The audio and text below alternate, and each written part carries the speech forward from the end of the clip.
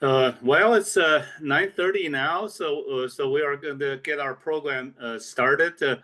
My name is Gary Gall. I'm a professor and also a small fruit specialist with OSU South Centers. And today I have my good colleagues, Bradford Sherman, program assistant with OSU South Centers, and also Ryan Slaughter, and he may look familiar from the years past, and he used to work at South Centers. Now he's an extension A&R extension educator for OSU Extension in Ross County. How about this, Brad? Do you want to mention our upcoming programs uh, and all the housekeeping things? Yeah, actually, I was going to try to grab the registration link. Um, why don't you start with Ryan real quick, and while I grab this, and then I'll go over that. Thanks, Okay. Bradford. Yeah, like Gary said, I'm the extension educator in Ross County. I came up here in December of last year, so a little bit over a year in the educator role. But as Gary mentioned, I worked with Gary for 10 years down at South Centers. I took care of all of our research plots.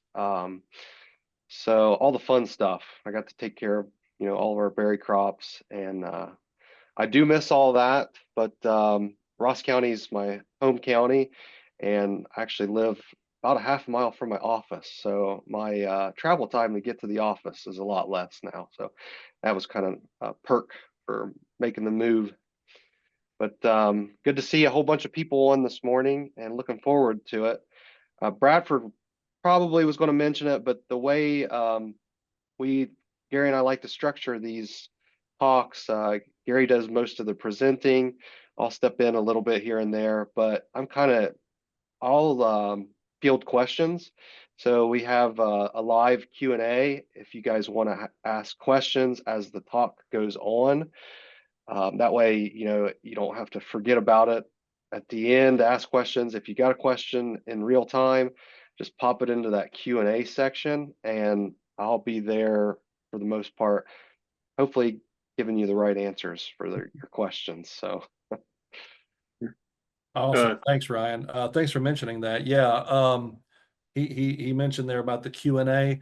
I just turned on the chat so that everybody can use that to just say hi, or put little notes or something, things that aren't like actual questions. If you post your questions over in the chat, a lot of times they get lost and we can't really keep them organized. Yeah. So yeah, that's why we ask that you use that Q&A section to submit any formal questions.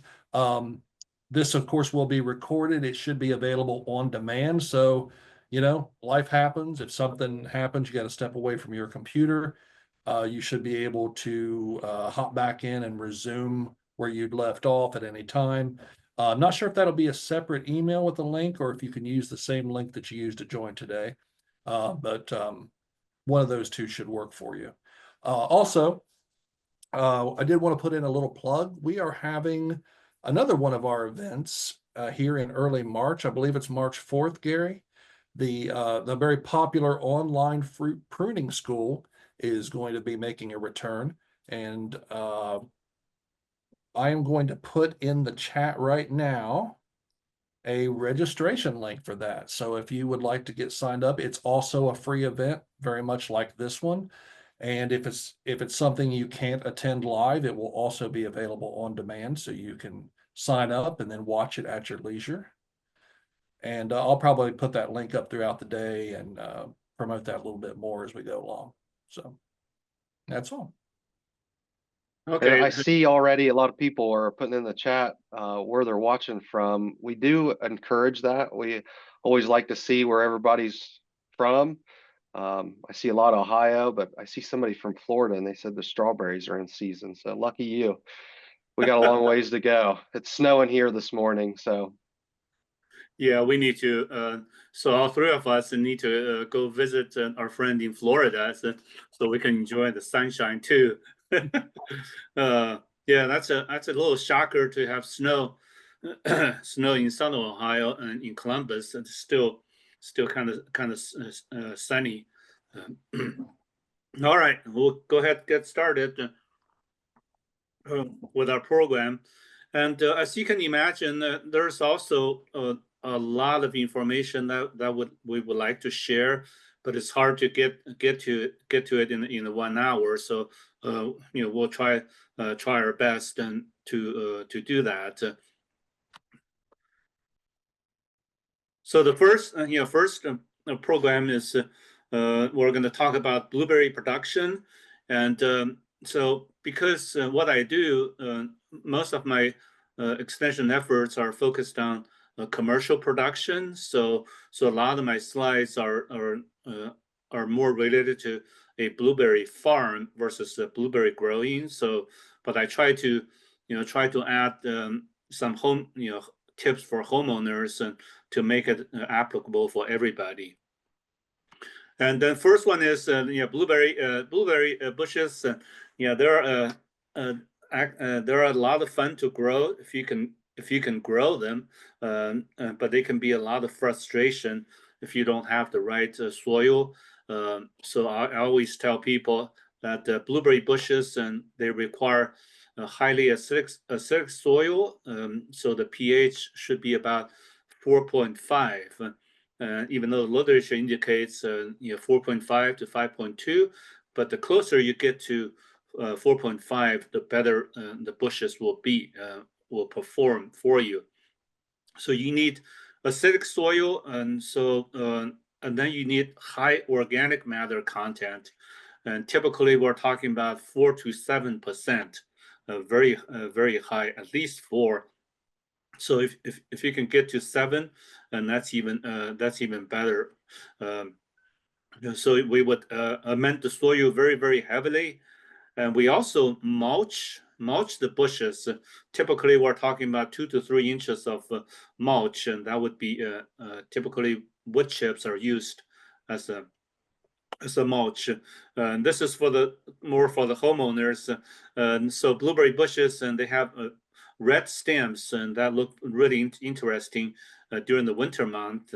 And their flowers are like little corollas, so a little kind of upside down little bells, and so they're very interesting when they bloom. Of course, we all like the fruits and just love blueberries. Very tasty. And also their leaves have a brilliant fall color. So if you grow them, and boy, in fall they look fantastic. And I also wanted to let folks know that if you don't really have really good soil, well drained, acidic soil, high organic matter content, and also lots of water, and so blueberry bushes can be grown in containers, and these 3 containers were placed at our farm site review in London, Ohio, many years ago. They have been since removed, but just to show you that blueberry bushes can be grown in containers. Hopefully, I'll get to the slide that slides that how we grow them. If you just grow them like this, and then during the winter month, if you just leave them outdoors, the roots could be damaged by cold winters, so the bushes may not grow as well. So the roots do need to be protected. And I just wanted to thank my friends Mark Longstrath and Dr. Eric Hansen and Dr. Rufus Isaacs for the use of some of the slides in this presentation. So blueberry bushes, if you can get them growing, when I say if you can get them growing, mostly by providing an ideal situation, soil conditions, and the blueberries can look really nice. And this is a farm in East Canton, Ohio, and Mr. Gary Vogley, and I visited his blueberry farm around probably 2012 or 2013, somewhere in that vicinity, and just beautiful, just probably one of the best looking blueberry farms and plantings there is in Ohio. Very, very impressed.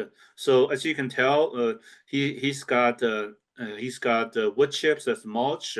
He built raised beds, and he also has irrigation, drip irrigation for watering, and he also had overhead irrigation for frost control.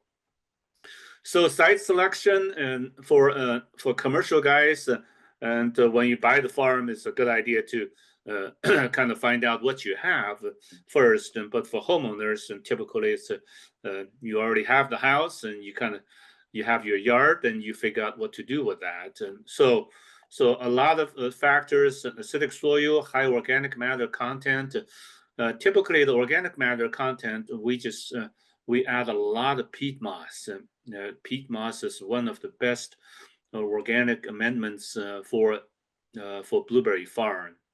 And excellent soil drainage, and we typically make that happen with raised beds. And blueberry bushes and the roots do not like to be stressed, and so you need a constant supply of water. And also make sure you have what I call high quality water. And at OSU South Centers in Piketon, our water has very high alkalinity.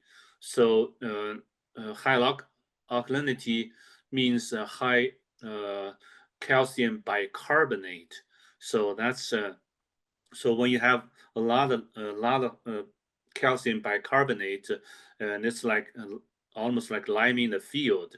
And somebody actually did a study, and because you have to provide a lot of water, and on the commercial farm, you're almost like putting several tons of lime per acre. So if you have, so you might want to test your water and see if you have alkalinity. And for commercial guys, and we always recommend building a pond to kind of get around that high alkalinity. And you can also add sulfuric acid. But for home gardeners, and typically catching rainwater, that's a very good way to do it. And many years ago, I joked about acid rain, being a neat thing, and but the rainwater has a much more has a neutral, almost a neutral, sometimes slightly acidic pH. And then for commercial guys, and you want to make sure you are close to a large population, you have available labor and all that. So new planting, there are quite a few new plantings in Ohio, and this one was in Geauga County, and so it's really neat to see them from the very beginning. And this blueberry farm is quite successful, has been quite successful. So it's good to see things like this. Site preparation is very important for home gardeners, and it's a little bit easier because you don't have to add, you don't have to have a lot of tractors and things to do that. So typically plant a year or two ahead for commercial guys.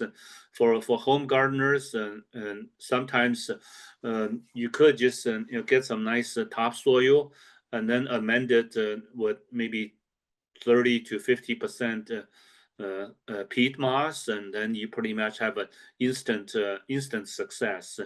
So it's always good to do a soil test to see where the soil pH is. You kill the weeds and level soil. Apply elemental sulfur to lower soil pH. Remember that when you apply elemental sulfur, well, sulfur can come in pellets and also powder. So it takes about 6 to 8 months for the soil pH to gradually come down. And then as soon as it reaches the desired level, and then pH will gradually creep up. So sulfur is kind of an annual maintenance, and fortunately, the sulfur is not that expensive, so it's still affordable for folks. Many other things are outrageous, but sulfur, it's still relatively on the inexpensive side. Organic matter, that's very expensive. peat moss is very, very expensive.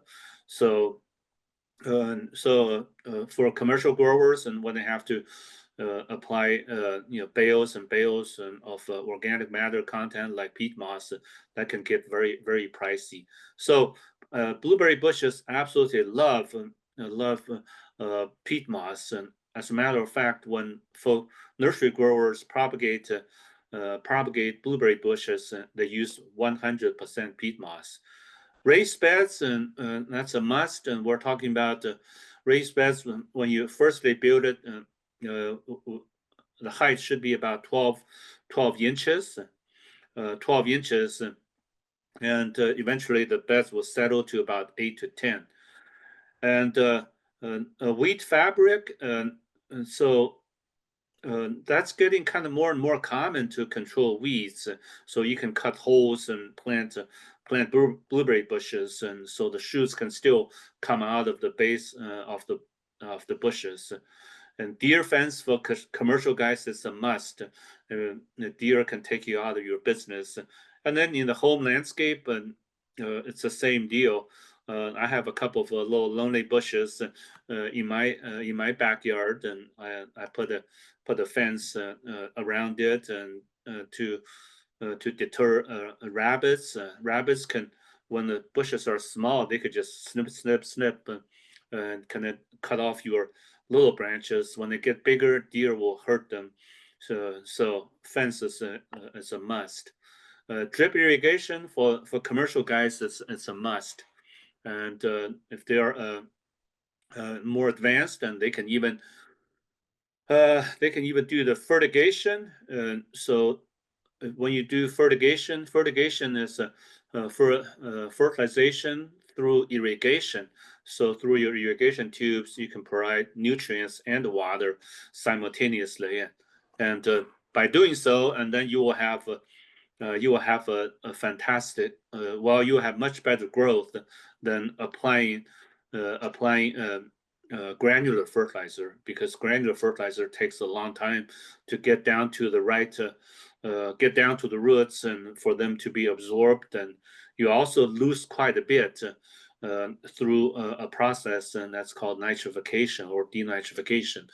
Anyways, so I'm using this slide. Make sure you test your soil, and you also test your water for alkalinity. Mulch is very critical. There are different types of mulch. So what we do is we're kind of just mimicking nature, and where blueberry bushes are naturally grown, and the water level is just right below the root zone, so you have a constant supply of water.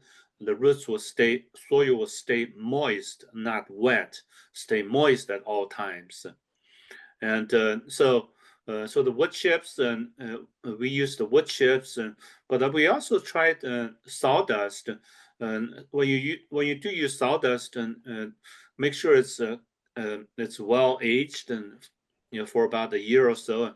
And for our project, and we didn't have time to wait, so we did apply some fresh sawdust, and we had to apply extra nitrogen to compensate for the decomposing sawdust. And so typically half of the nitrogen will be used up by wood chips and mulch during the decomposing process, or sawdust. This is not ideal, but this is how we did it. And then bed preparation, I'm just going to go through a few slides and how we did this. At OSU South Centers in Piketon, and so our farm guys and killed the weeds, and tilled the soil to create beds, and our guys used a Mill Creek mulcher to apply peat moss. And what we did was we applied about maybe 3 to 4 inches of peat moss. Hindsight, thinking about it, and that was probably too low. Our soil in Piketon is kind of on the heavy side, more clayish than loamy. So we should have applied more peat moss. And looking back, but about 4 inches, and that was that was a good start. But more would have been better. So after the peat moss was applied, and then peat moss was incorporated into the raised beds, and then we our farm guys have this attachment to till the soil and pull the soil toward the middle to make the raised beds. So these are our finished raised beds and looking really good and looking fantastic. Okay, once for homeowners, and so if you could almost treat them like tomatoes, and you can build your raised beds, and then you can add a good topsoil, and also add 30 to 40% of peat moss. Actually, there are commercial farms where they just dig a trench, and then they add more soil, and then they almost add 40 to 50% of the peat moss. But do keep in mind that the peat moss decomposes very, very quickly. So you may start out with this much, and before too long you will have half of what you used to have. So keep that in mind when you do this. So good news with cultivar selection, there are quite a few of them available. The bad news is nobody is really breeding blueberry varieties for our conditions. Mostly kind of Auckland. Well, the one when I see Auckland, that may not be correct because our soils are higher. Our pHs are typically native pHs are typically higher than 4.5. So more kind of Auckland tolerant soils. Most people do. Breeders are not doing that for us. So many years ago, some of our researchers did test quote and unquote Auckland soil tolerant blueberry varieties, and that was kind of pretty much a flop. Hardly any of them were tolerant. We found a couple that are a little bit more tolerant, and maybe one of them is called Sweetheart, and other one is called Legacy. So just go through. There are several different types. You have high bush and low, cold adapted. So high bush, northern high bush, and then you have low bush, and that would be more like Maine, and then you have half high. That would be Minnesota, maybe Wisconsin, and so. But our common type is northern high bush. And then let's see if I have another slide. So for warmer weather, you have rabbit eye, you have southern high bush, and then sometimes you also have the hybrids between northern and southern high bush. So that would be Legacy, and let's say Legacy and Sweetheart. So a few varieties, and so when you look at them, and so for commercial guys and bushes should be cold hardy, and then it's easily machine harvestable, and the disease resistance, and at least you're hoping so. Bloom date, and try to avoid frost, and then bush stature, maybe the more erect ones are better, and the fruit, and so you're always thinking about harvest time, like early, mid, late season. You kind of want to have all that. But for home gardeners, just think about your favorite variety and the ones that you love the most. And some people like Duke, and some people like large berries. Like Chandler will give you the largest, almost a quarter size blueberries, and so just storage longevity, and some will last longer than others. And for example, Draper can last it's very hard and can last quite a few days without much refrigeration. And if you keep it in the cooler, they can last several weeks. So large fruits are always better, early, late, and local. For people in Ohio, we're doing the farm pick your own. So a few varieties to think about so let's go through some of the varieties. Duke, it's an early season cultivar and very high yield potential if you can grow them. If you don't have the right soil, and Duke will just struggle and then die. But if you have the perfect soil, Duke will thrive and reward you with lots and lots of fruits. And it's an early season variety, and it has a mild blueberry flavor, and just absolutely love. Yeah, I love the taste of Duke blueberries.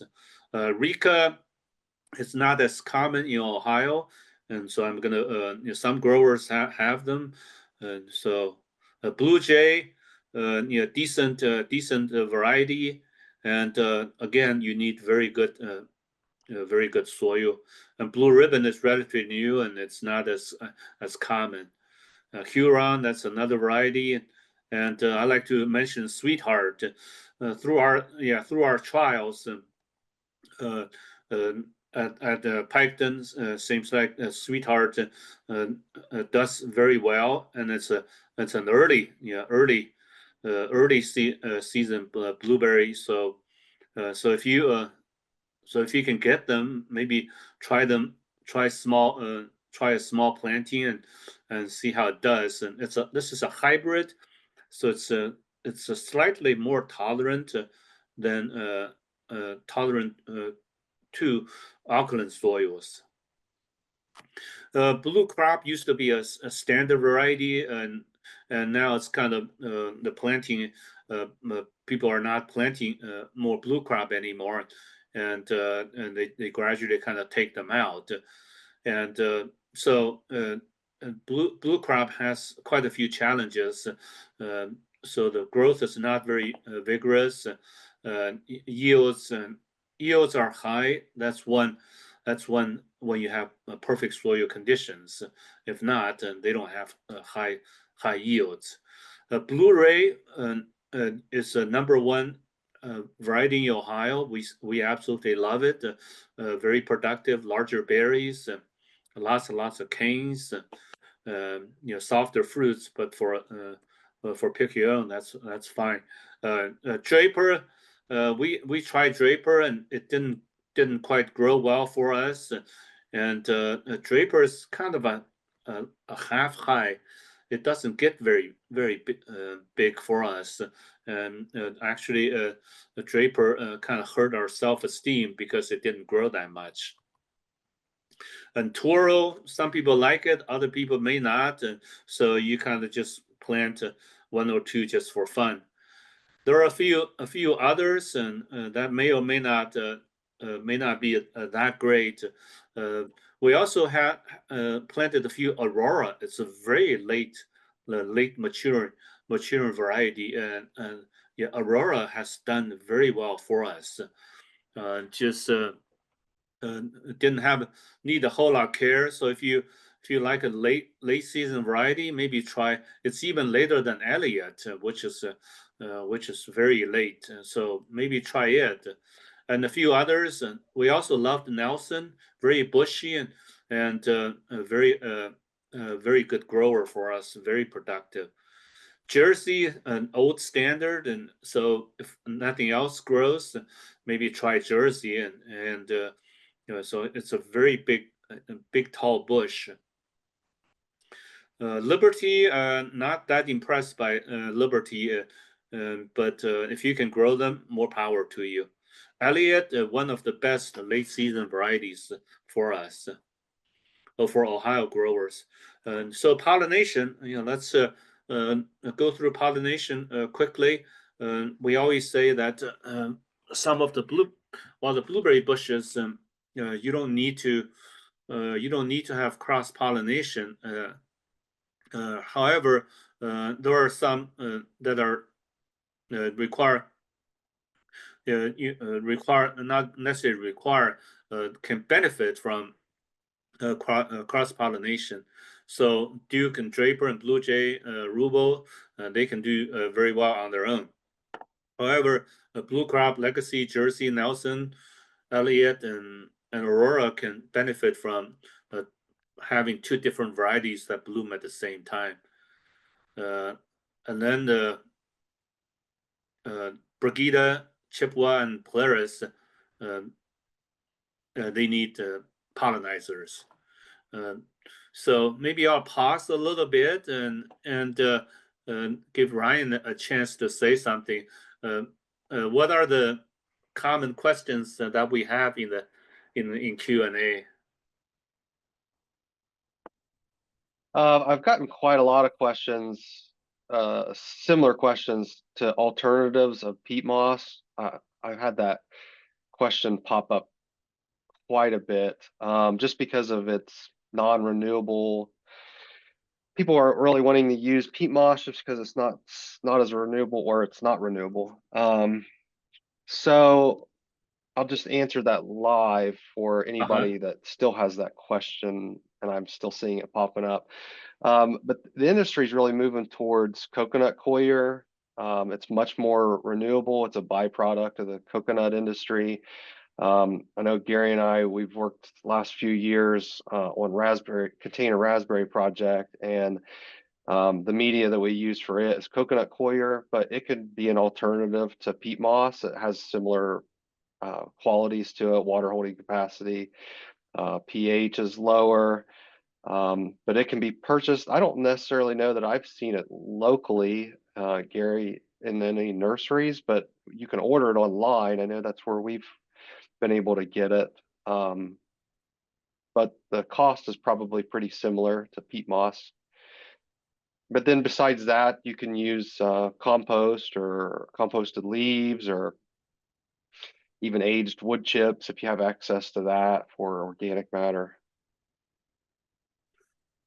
Yeah, so that's a very good answer, Ryan. And just when you add all those other, whether it's a composted, decomposed wood chips or wood, I guess small wood chunks, small little pellets, and actually pine bark, decomposed pine bark, and that's commonly available in stores now.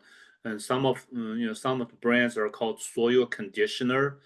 So pine bark, their pH is about maybe 4.6 or so, and that's a very good alternative source of organic matter. And so the sawdust and other wood types of wood chips and compost, and so they would also work, but make sure you adjust pH accordingly. And then with everything else, compost is fantastic. And however, with blueberries, sometimes depending on where the compost comes from, and whether it has a lot of municipal sludge, and when that happens, there may be heavy metals and also high salt content. So kind of keep that in mind. So Blue Yetta, a very nice variety, and growers like it quite a bit. So I'm going to go through. I already mentioned these varieties, and this is what they look like, and then cultivar selection, Toro, Draper.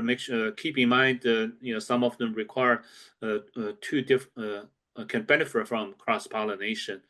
And then blueberry bushes are very cold hardy, so lots of so most years they do okay, but in sometimes when we have polar vortexes, and they could be hurt a little bit. And so this is what Legacy looks like. I'm just kind of going through Elliott, and this is a commercial planting, really very good variety. Aurora, and we have them. And for commercial guys, Aurora might be well, commercial planting might be a little bit maybe too late for some people, but for home gardeners, you just need a lot of patience to wait for them. Pollination, cross pollination or pollination, bumblebees and honeybees can are both used as pollinators, and so we have been trying to raise honeybees at our research center, and we also purchased bumblebees, and so this is a picture of a bumblebee quad at a commercial farm. Can't remember. Yeah, this also came from a commercial farm. And fortunately, there are also some native pollinators that pollinate bees. Yeah, I just love these pictures. So when you have flowers and you have honeybees, they will go in there and visit every single flower, and you will have nice fruit. So this is what the flowers look like, and it's almost like a little kind of salt shaker upside down, and so just see the pollen tubes when they are shaken, especially bumblebees, and they really vibrate them really good, and then the pollen grains come out, just and then they landed on the stigma, and just I love these pictures. So and then each of them will start growing, and then you have nice fruits. So you need a lot of bumblebees and a lot of honeybees, and bumblebees are actually more effective because they really shake the flowers, and just planting techniques. So if you do it well, you will be rewarded with a beautiful planting forever. But if you don't do it well, and then the nice beautiful bushes in 1 gallon containers, it just takes a while. Gradually, they will die.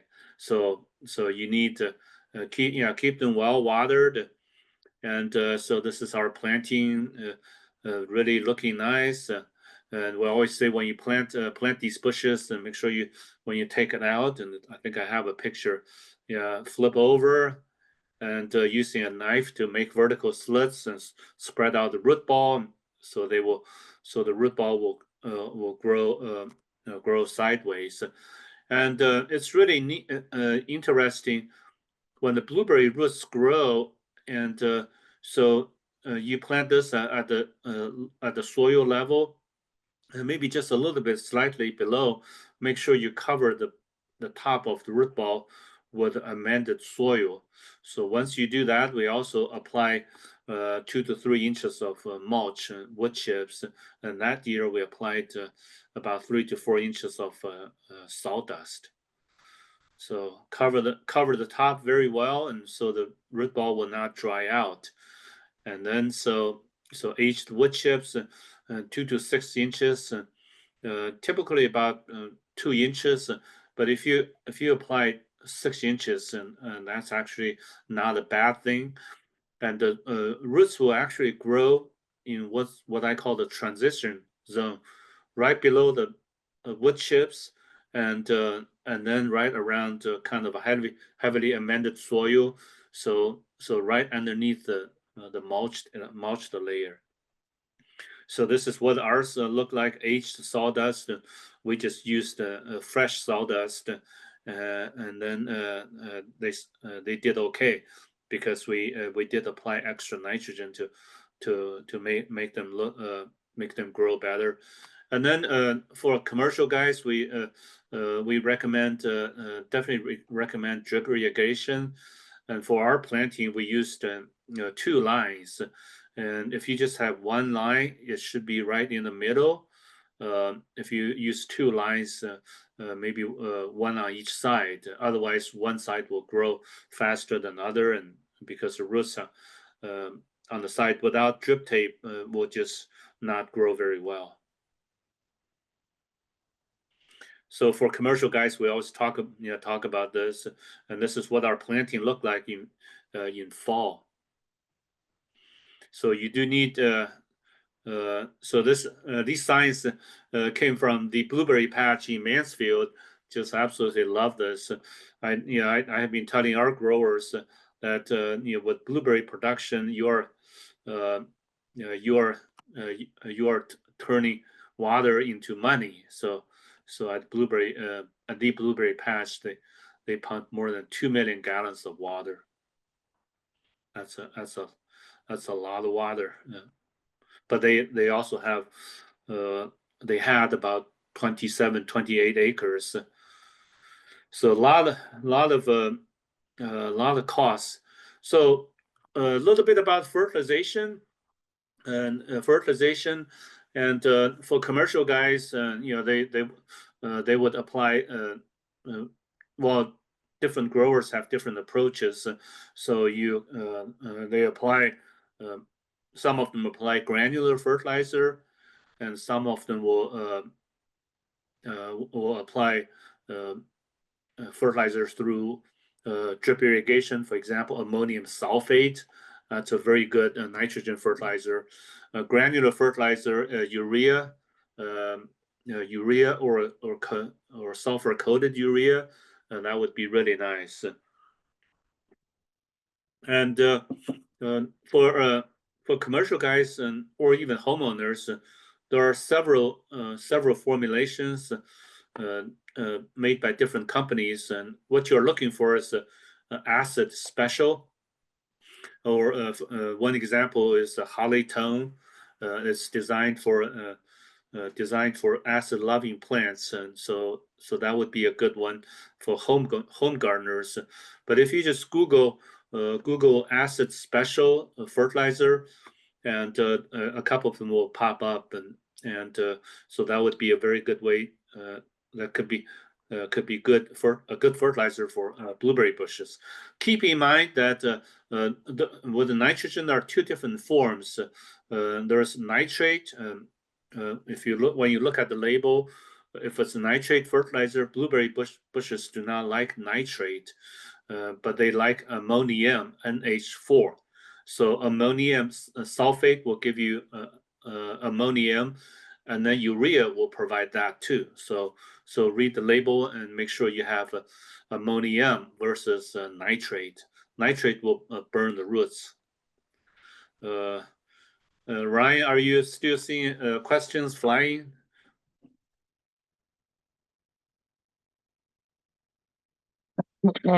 Yeah, they're coming in a Fast. lot. Yeah, furious. Is there one that can be answered for everybody? I've got a couple questions about nutritional content that I'm working on right now, Okay. but we can maybe address that. So one of the questions, just smaller berries have higher nutritional content, whether that's true or not. And then to kind of go on top of that, there's a question about research done on nutritional value differences between varieties. So I guess I would say for varieties, just because blueberries is kind of considered super fruit because of its high antioxidant content, there has been a lot of research done on different nutritional contents between varieties, and that information can be found online, especially in the context of the antioxidant content, just because of its anti-cancer properties. So there has been a lot of research done on that. And then the question about smaller berries having better nutritional content, Gary, you'd probably speak to that a little bit better than I would. The only difference I guess I would see is maybe a concentration of sugars and smaller fruit, but as far Okay. as nutritional content, I wouldn't be sure about that. Yeah, those are very good questions. When people talk about smaller berries, I have a feeling they might be thinking about the low bush blueberries and that they get from Yeah, grocery stores, yeah. kind of frozen. Yes, those are actually really, really good, because when you cut them open, uh, uh, we always look for color, the blue color. The larger berries, it's only the berry skin that's blue, and inside is not. So the New England and kind of low bush blueberries, and they are definitely more nutrient dense than the larger so in New England, in Maine, those are the low bush blueberries, and in Ohio we grow mostly high bush, northern high bush blueberries and some hybrids. So that makes, yeah, I would say I would definitely agree with that. Smaller berries, but what the varieties that we have in Ohio, so the smaller berries and the skin, yeah, you maybe have a bigger proportion of the skin. But anyways, so yes, okay. So iron chlorosis is a very common thing. If you have soil pH, that's not highly acidic, so you add add a lot of elemental sulfur to lower the soil pH, and so quite a few, iron. We have tried iron chelate as a foliar spray. It's that could be purchased online, but boy, it's just still lowering soil pH is a must. And there are a few other nutrient deficiencies, but iron chlorosis is a very common, and that's pretty much because of the soil pH being too high. Once you lower the soil pH to 4.5, and then you will not see this. Other nutrient deficiencies, and they're not that common. So nitrogen, most gardeners will apply nitrogen. Growers apply those, and so that's not as common. And you also see kind of purple coloration in spring, and it's caused by low phosphorus uptake, and they will just grow out of it. This is this is normal. So a few other things to talk about. Birds and deer and raccoon, rodents, and this and that. Some there are good ways to just the birds and blueberries are the perfect size for a lot of birds, and so if you don't protect them, and they're going to cause 100% fruit loss. And so for whole commercial guys, and they do all kinds of stuff, and these pie pans kind of flying around, and then big cannons and distress calls, and these help a little bit, but eventually birds will just get used to them. And I've seen robins and just kind of a couple of feet away from the cannon, and when this thing just goes kaboom, and robins sometimes don't even jump. They just kind of like, hey, what happened? No big deal. And distress calls and can drive people crazy, and may not really do that much. So you really need an integrated approach and try many different things. And then netting is still the best way to protect the blueberry bushes from birds. So many people use different ways to prop up the netting, and yeah, for home gardeners, and netting. And when you buy netting, make sure the opening is less than half an inch. If it's any bigger, and smaller birds can get in there. And also sometimes there are holes in the netting, and birds can still get in there. So it's a constant battle. Deer damage, and they love feeding on the little fresh stems. So we this is what we have at OSU South Centers. So we have the tall fence. We also have the electric wire underneath, and sometimes a deer can still manage to get through. And other stuff like rabbits, and they just, I don't know whether they are just kind of sharpening their teeth or what, and they just clip these branches off. And so netting, while the fencing can keep them out, so you need very good fence to keep rabbits out. And then rodent damage, and so they can feed on the bark, and if you have a lot of snow, they will feed underneath, so that can hurt quite a bit. And so And so it's really neat that one grower actually used the shade cloth for managing birds. And it turns out that blueberries really like moderate temperatures, and so slight shading actually helped quite a bit. Looks like this is about probably 20–30%. And then this is my colleague Eric Draper.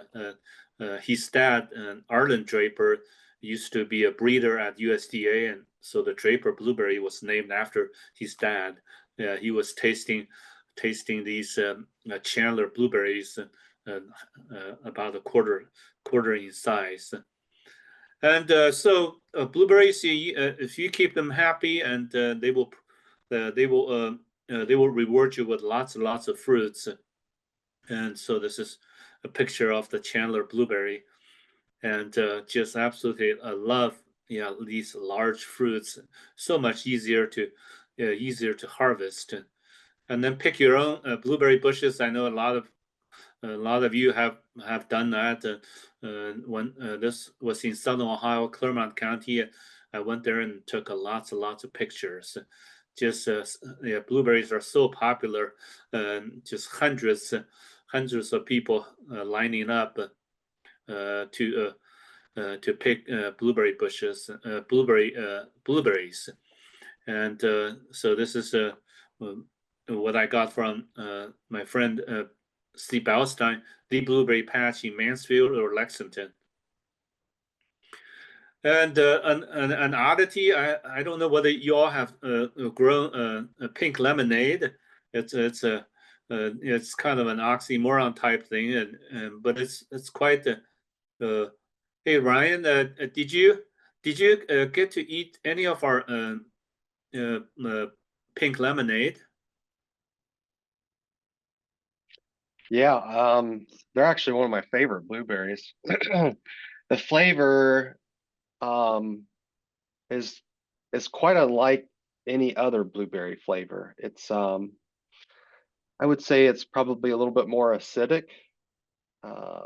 when you taste it, but it's also very sweet, and I really like it. I know that a lot of the student workers that we had come through our program, they really liked pink lemonade.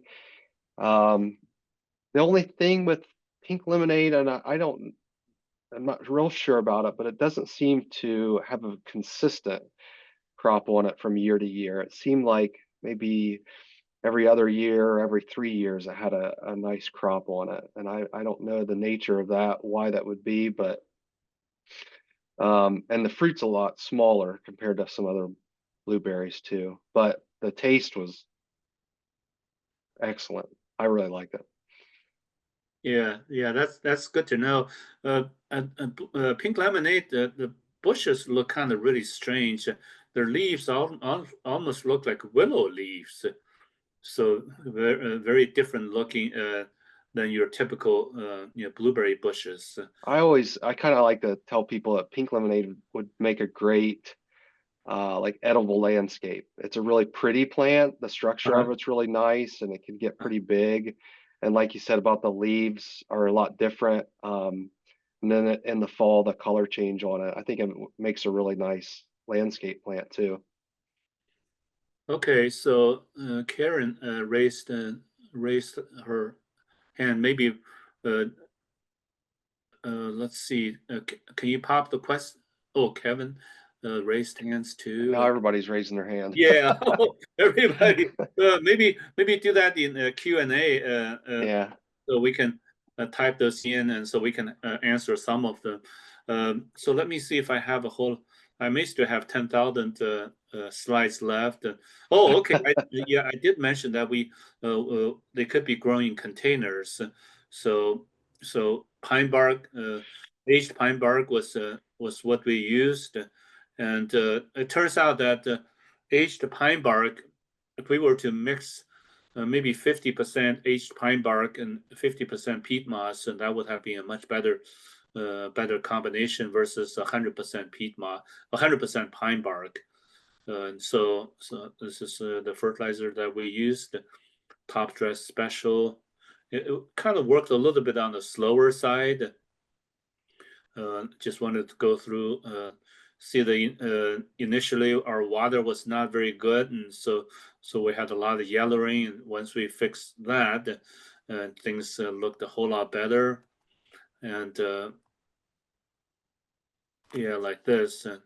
So the first year, blueberry bushes really hurt our self-esteem, and because they looked so bad.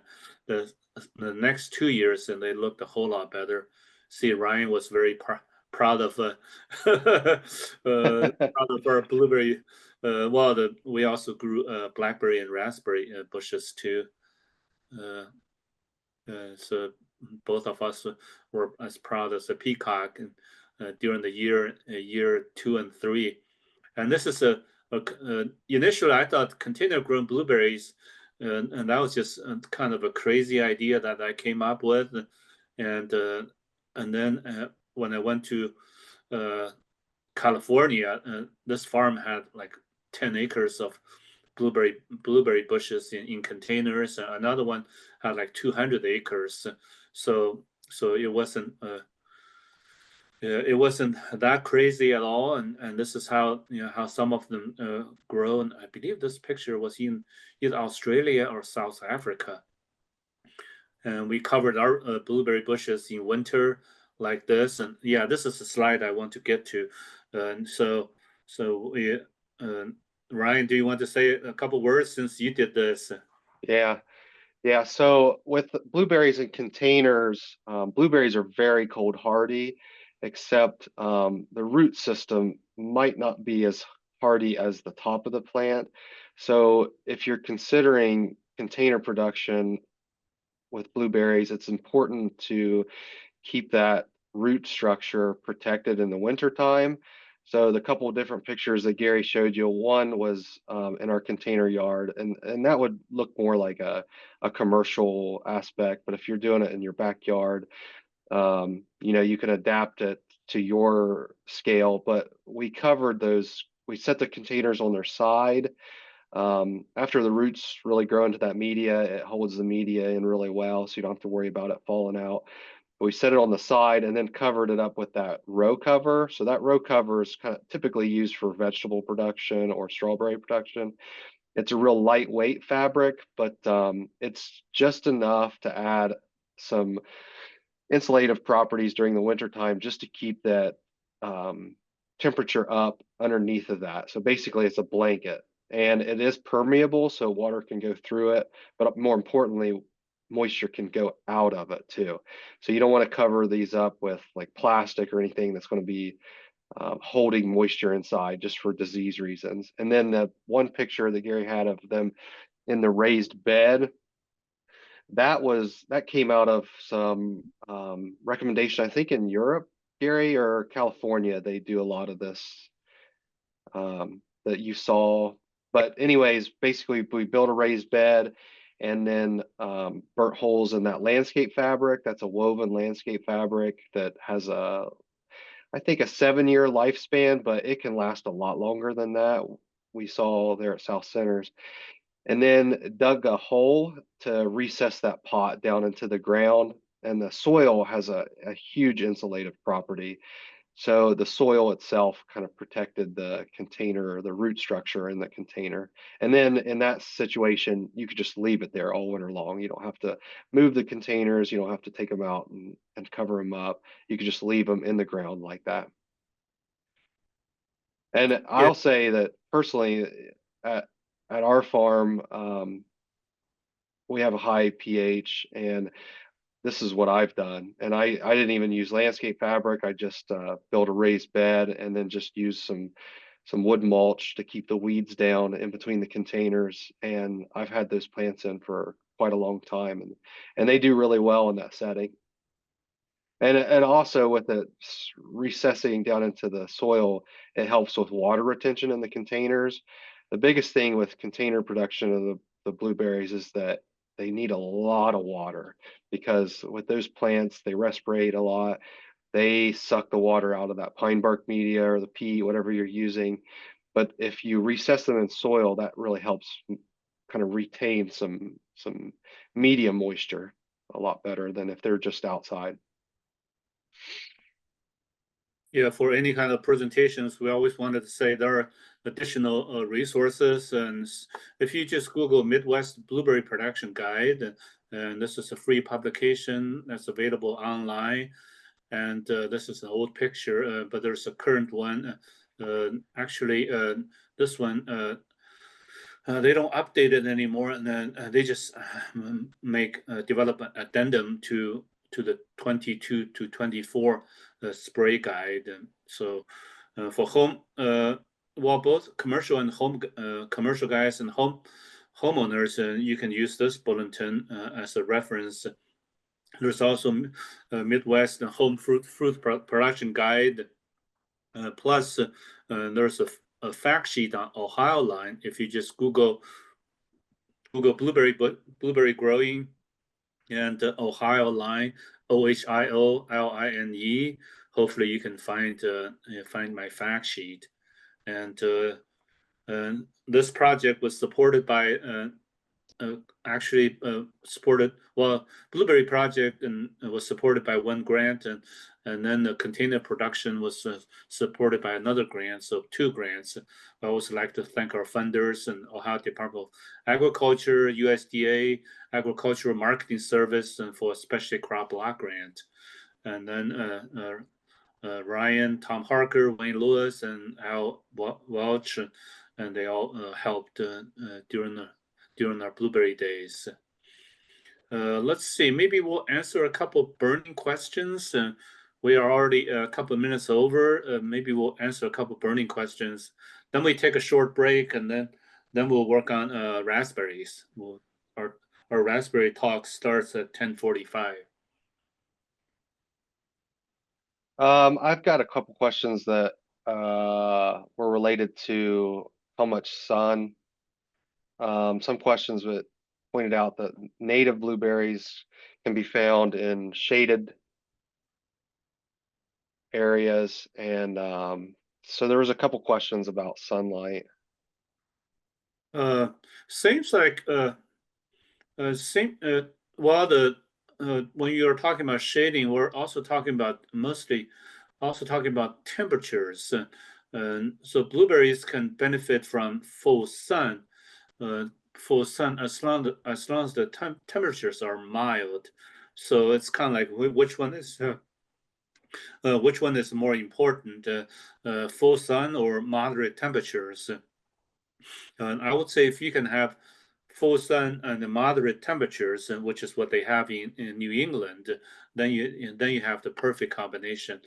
But in Ohio, our summer gets really hot. It gets really hot. So partial shade, 20-30% partial shade to cool the bushes. That might be beneficial during our hot dry summer. Make sure you water your blueberry bushes. I would do that daily in the morning around 8 o'clock, 9 o'clock, or if you are an early riser, you could do that at 6. But your neighbors might think you are kind of a weirdo.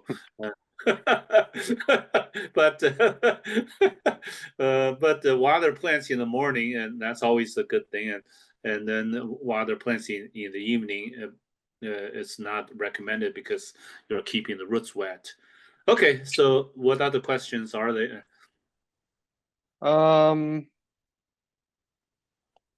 Lots of questions on the containers, so I'll just throw out some that I thought I saw. The size of the containers. So in those pictures that you saw, those were 10-gallon containers. That's probably the minimum size we would probably recommend for blueberry bushes.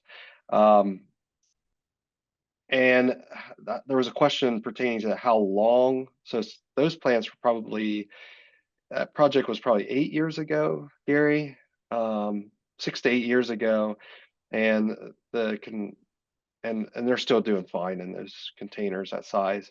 I guess just attention can be paid to the roots if you do recognize that they're becoming root bound, and they could always be potted up into a larger container. But those containers were 10 gallons. Yeah, I would say probably, yeah, for home gardeners, and if you're just planting 2 or 3, and I would say the larger the better. Larger the better. So in 10-gallon containers, they could one study. One thing I forgot to mention is 10-gallon. So you have round ones. You also have the same size that are flatter. Just flatter 10 gallons. So the flatter pots with the same volume, that's better. They're better than the tall, the 10-gallon ones. So for home gardeners, and I would say if you can go with the 15, 20, even 30 gallons, that would be better because in 10 gallons. I would say easily they can live there for 10 to 12 years. But once you go beyond that, nobody knows because there have not been any studies, in that kind of situation. But the commercial guys on the West Coast, and so 10 gallons, and that's kind of what they use. And so sometimes 15 gallons. So I would say the larger the better. Because if blueberry bushes can live for like 15 to 100 years. Some of the 50-year-old blueberry bushes can be pruned to the ground level and then be rejuvenated, and they look almost good as new. It's already 10:37. So Bradford, do you have a quick an announcement or anything? No, not really. How long a break did you want to take? Our next session will start at 10:45. Oh, okay. So the Yeah, same link. we can just take a break and then, I know we still got a couple questions. Maybe we can work on a couple of those while we're gone. Okay. Yeah, This might yeah. oh, go ahead, Ryan. There's still a lot of questions. I'll try to answer those in the break, but also I need to take a little potty break. I got some coffee. So I will do that, and then I'll come back and try to answer as many of those questions as I can before we get started for that next session. And I also went ahead and put that link up again for anybody that wants to register for the pruning school. This might be a good time to do that. We're on a little break.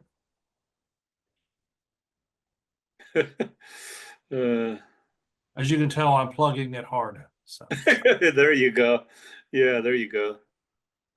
So yeah, the record. Yeah, it does show that recording is in progress, and so that's good. So the same link, and that people will come back to the.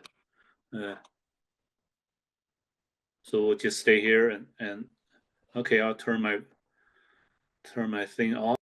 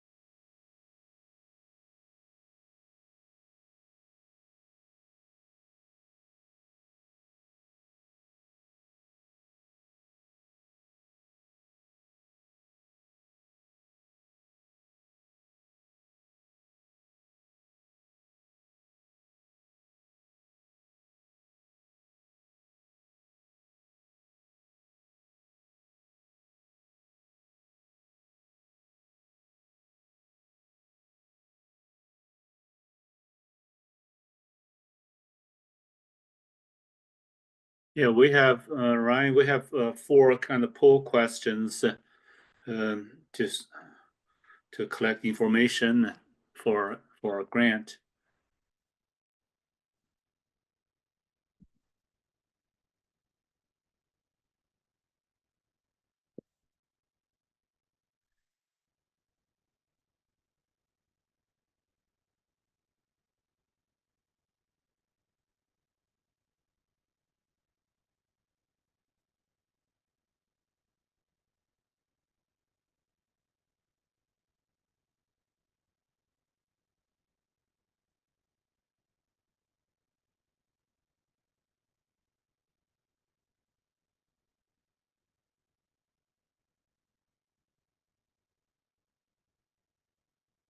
Did you say we're gonna do a poll, one of our poll questions? Yeah.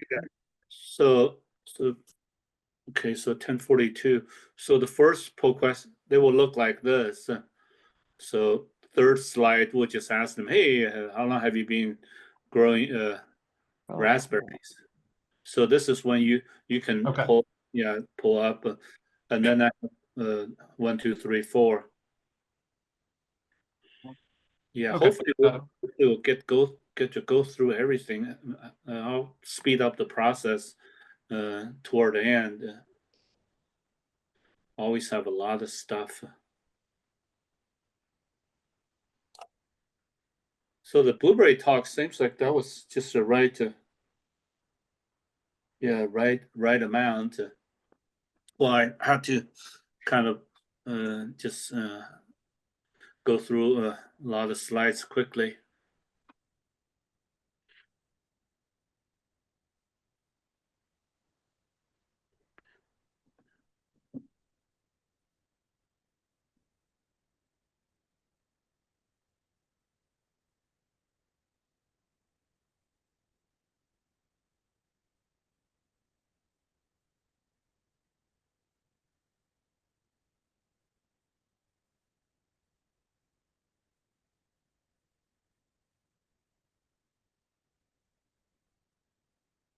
Say everybody's doing a really good job of listening to my promo and registering for our fruit pruning school, because we've already picked up about 50 so far today. So Awesome.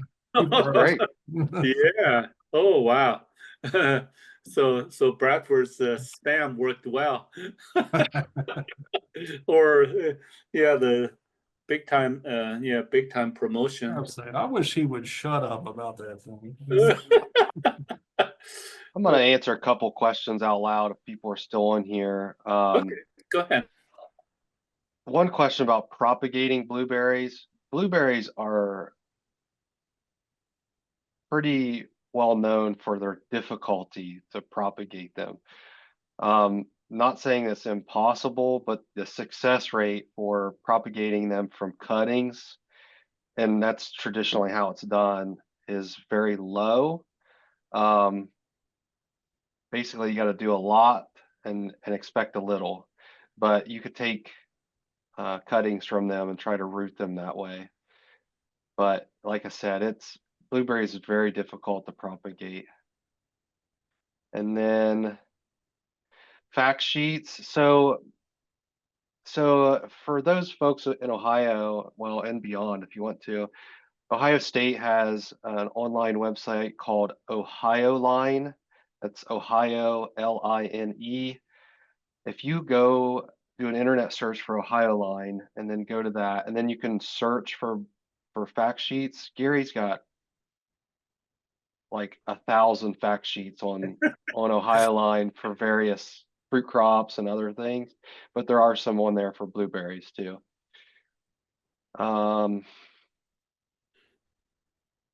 Okay, I guess we should get started with the other stuff, but I'll try to keep answering the Q&A questions too.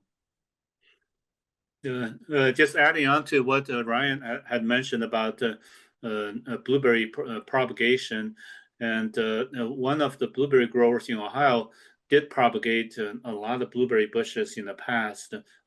They still currently do that. I guess if somebody wants to go through the frustration of propagating blueberry bushes, so what you need to do is just make cuttings that are about I don't know, 3-4 inches, maybe 6 inches. I'm not a good carpenter. Maybe like this, and then make sure you get the right side down or the right side up. And the key is to use a very flat container, not a very deep container, just a flat container. And then you would put the cuttings in there and keep your medium moist, and also use misting to keep everything nice and cool, nice and moist. So it is very, very difficult, but people who have done that well, they figure out the system. It takes a lot of practice and the right approach. So it's already 10:47, and we're gonna get our part two started. And you're welcome to tell everybody where the new ones. You're welcome to tell where you're watching this webinar from, and just to keep things going. And then if you have questions, you can answer them in Q&A. Ryan is he's much better at typing than I am. My little chicken finger things will not be very, very good. So we're gonna talk about this portion. We're going to talk about raspberries. As you can tell, there is a lot to talk about in about 1 hour, and so we'll do the best we can to cover the most important things, because we have a raspberry grant, and so we kind of like to collect some a little bit impact statement, and we'll also would also like to know whether you are a new grower or a beginner grower or what. So this is our poll question number 1, and so Bradford will right on cue. So you can enter your stuff, and I'll just wait for a couple of minutes. Oh, this is lovely. We love seeing those bars move. Right? Yeah, moving, cool. moving back and forth. Interactivity. Yeah, yeah, It's an interactive webinar. That's what we can. yeah, there you go.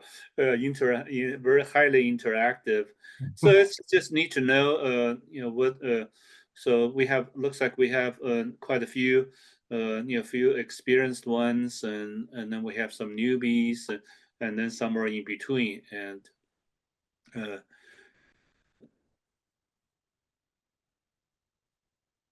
So looks like okay. Everybody see the results?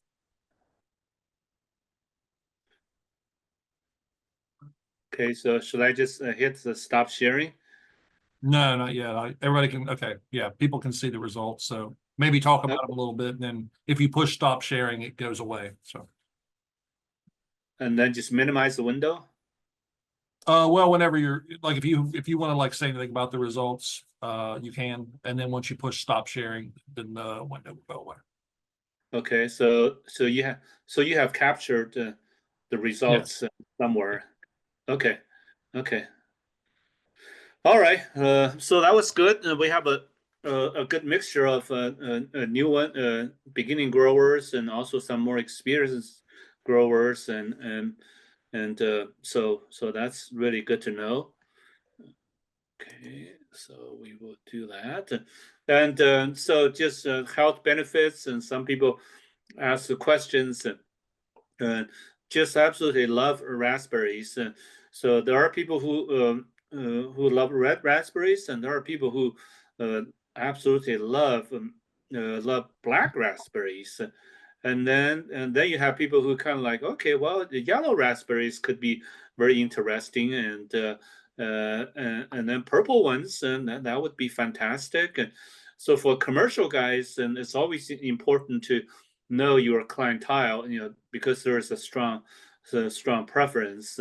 And while most commercial guys will grow all types, red and black.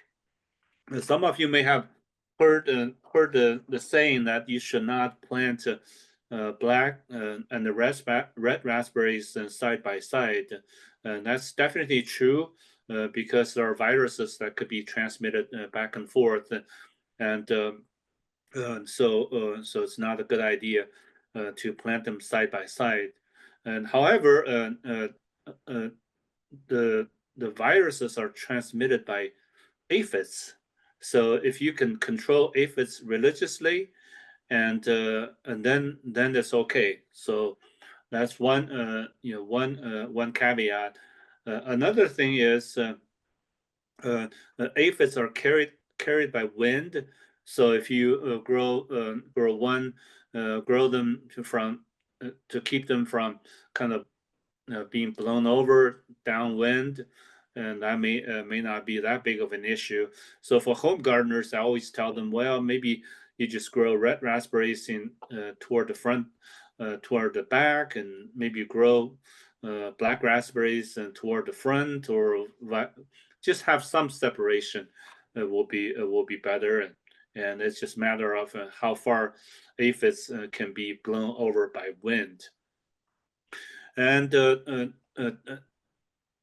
and then there are many different products and value-added products. I think Ryan and I we really like raspberry wine. Yeah. Yeah, very good. And the smoothie, I'm not sure my raspberries will get that far, and I'll just eat them fresh. So smoothies can be good, and jam and jelly. And one of my favorite products is blackberry powder enclosed in chocolate, and this is being sold at well, our James Cancer Center gift shop. And so, because black raspberries are known to have many anti-cancer properties, so this is probably the best way to consume black raspberries. And there's also a candy store in Clinton. I think it's Clintonville, but anyways, on High Street, they they sell this at their shop, and they also make these blackberry chocolate convections. I think that's what they're called, and they're just really neat, very tasty. And then you're also getting blackberry freeze-dried powder in the process. So satisfaction all the way. And and always have a picture of this, and gosh, it's Driscoll's, and they kind of own 90% of the berry market, very very big. And but Ohio, there are about maybe 300 to 400 acres of raspberry planting in Ohio. So I always go through this. There are some challenges: poor soil drainage. If you don't have a well-drained soil, build raised beds and improve soil, and otherwise the raspberry roots will just rot, and then you will not have the bushes will just simply die. Um, and raspberries are known to be very cold hardy, especially red raspberries. So that's the good news. The bad news is once they get their chilling requirements satisfied, and then they go through what's called the deacclimation process. And when the warmer weather hits, and kind of like the weather we'll get next week, and raspberries might get excited and start the growing process. And when I say excited, then I always tell people like I will. They're not like people. They get all crazy and nutty and excited. And what they do is the cell growth process will start, and then if you have a cold snap, and they could florokins could be damaged and killed.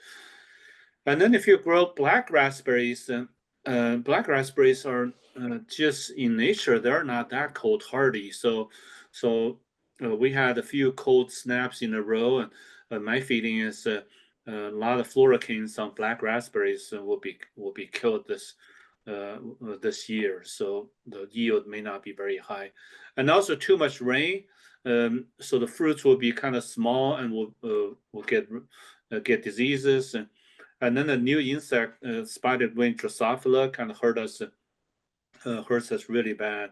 Wildlife and labor shortage and weeds, and those are all a few things. So building raised beds, and if you have very well drained soil, you don't have to do that. But if you don't have very good soil drainage, so raised beds and it's definitely are definitely the way to go. Maybe I'll put Ryan on the spot, and since he was one who did this, and maybe give him a chance to say a couple words about these beautiful raised beds in Pike.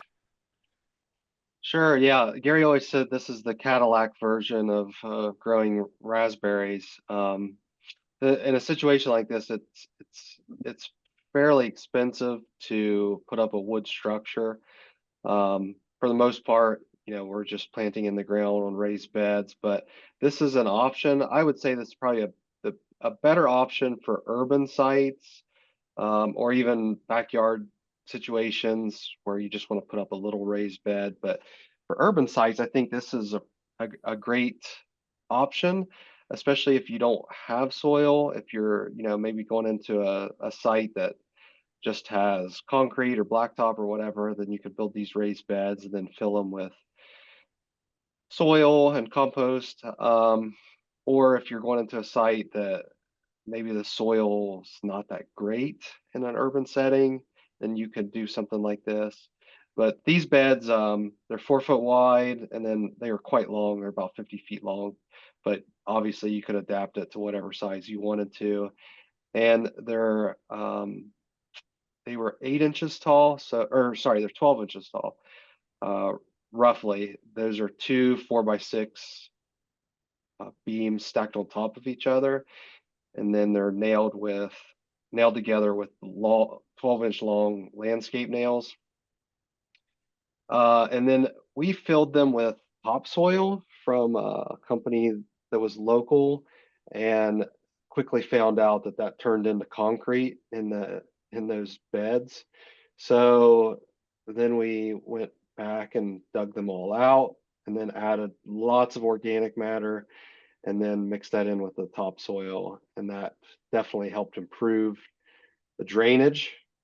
That's kind of one of the benefits, should be one of the benefits of a raised bed, is improved drainage. So you really have to pay attention to what you're putting in them. 100% topsoil, probably not recommended, but if you could get some topsoil mixed with compost or other organic matter. We had access to we had a company that was cleaning out all the power lines in this southern Ohio, and they needed a place to dump wood chips. And they probably brought us 200 truckloads of wood chips and just kept dumping them. So we had a lot of aged wood chips. Obviously, we aged those before we did anything with them, and then added those into those raised beds, and that helped improve the drainage a lot. Yeah, well, we have such a huge pile of aged compost and wood chips and all that. It looks like a Mount Slaughter. Yeah, that's my legacy. Yeah, it's that big mountain is still there, and it's really neat. It's a free source of free source of compost, and just absolutely love it. uh, okay, just for home gardeners, it's raspberries, and they can make a very good living hedge, and so very tasty fruits. And we'll go through a few types, and you can separate them by divide them by color, red and yellow, black and the purple. Purple just looks more like a deep red and deep kind of dark red. So soil conditions, and for commercial guys, and you don't want to plant them in a valley, and because that would be prone to frost. And but for home gardeners, and you just build your raised bed in your backyard, and Ryan mentioned topsoil, and it's always well-drained soil. And so the topsoil that you purchase, and sometimes is just soil on top, and that may not be any better than what you have at home.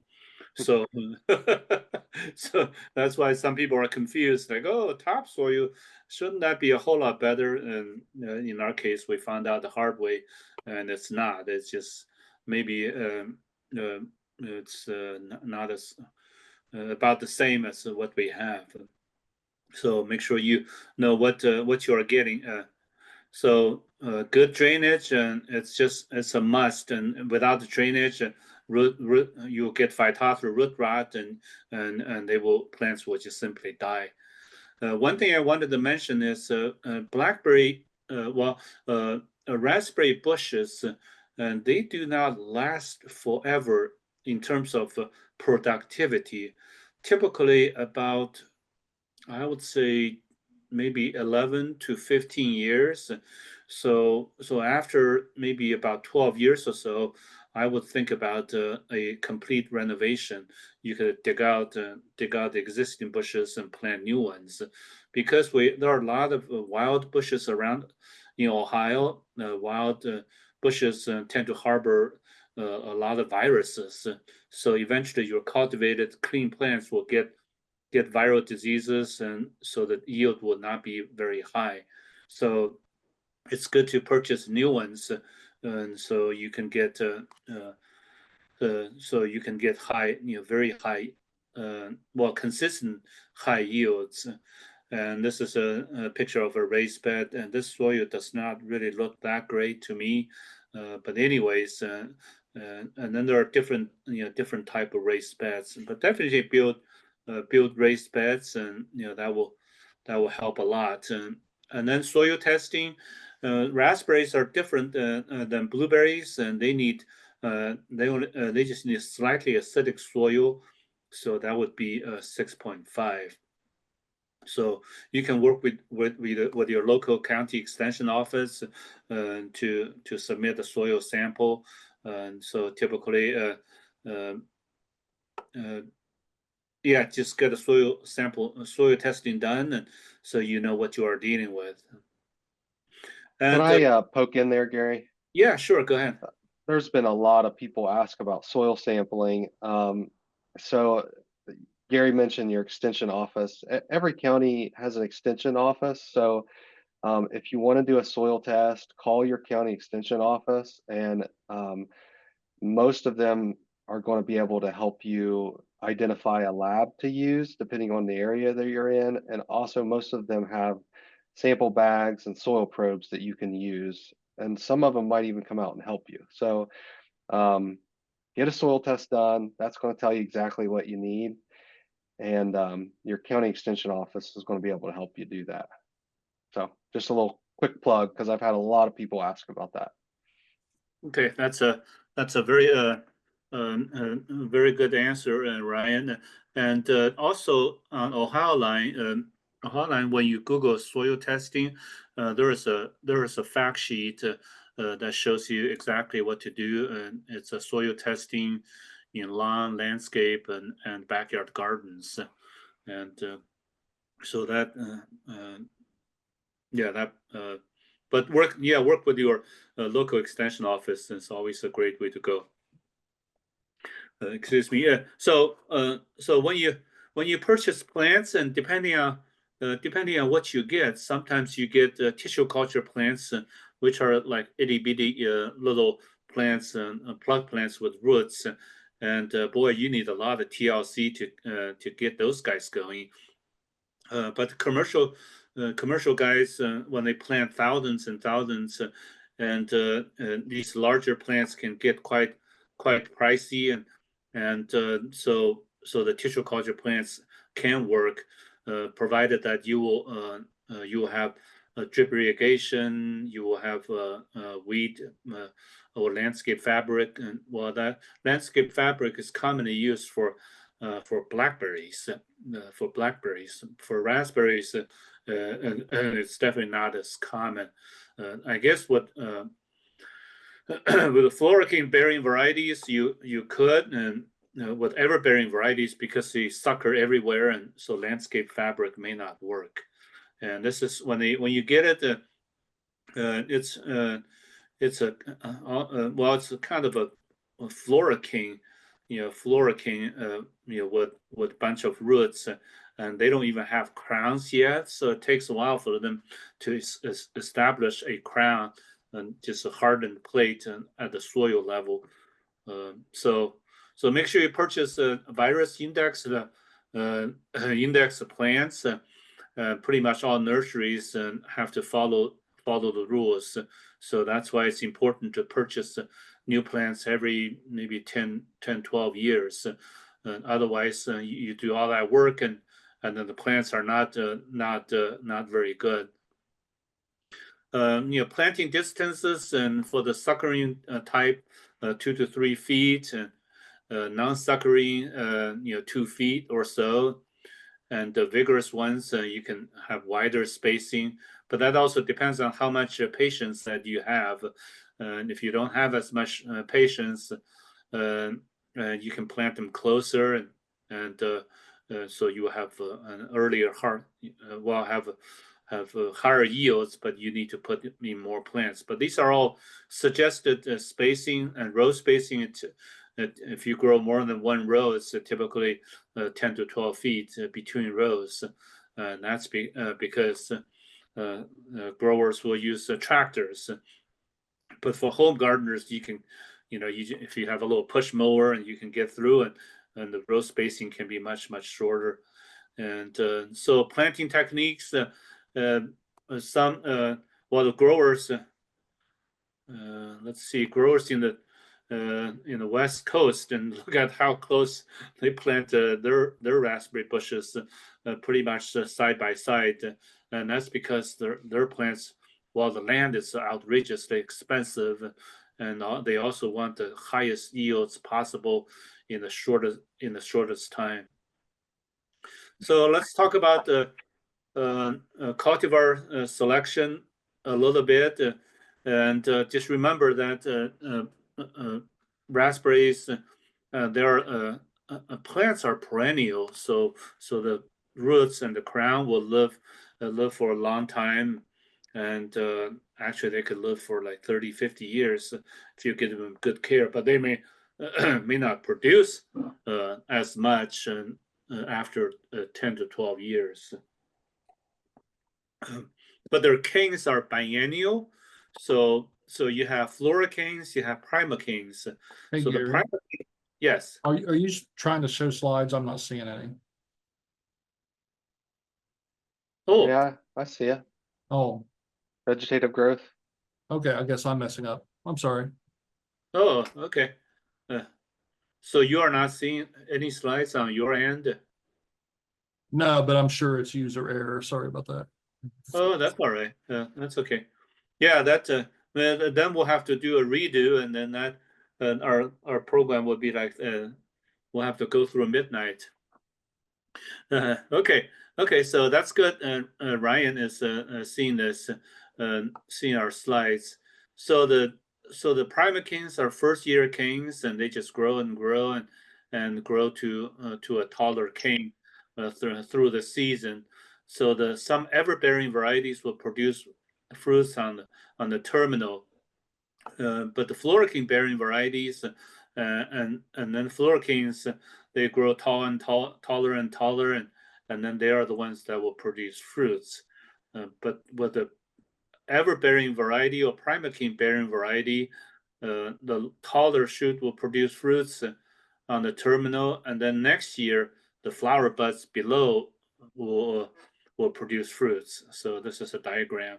So a primocane, a floricane, and then some of them will also have lateral branches.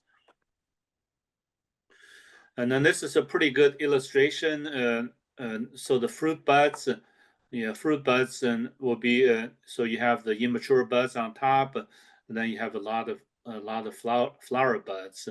So with the floricane bearing varieties, so commercial growers and sometimes they will tip them at about 5 feet tall, because it would be much harder to pick fruits when they are too tall.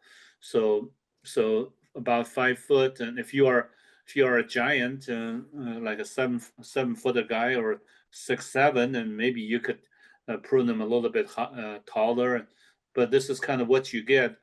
If you top 1/4 will give you 15%, and then next 1/4 will give you 40%, and then 30% for the next 1/4, and then bottom will give you 1/4. Hardly anybody likes to crawl on their knees to pick fruits, so the bottom 15 bottom quarter may not be the best place to grow fruits. But this is kind of what they like, and then you have the plants. Well, you have the crown, and you also have the leader buds. Anyways, and these will turn into more canes. And primocane bearing variety, and so raspberries, and there are quite a few varieties, and one of them, the poster child for every bearing variety, is Heritage. So go through a couple of cultivars, and so for commercial guys, and if they grow raspberries in a high tunnel, the Himbo top is one of the best varieties.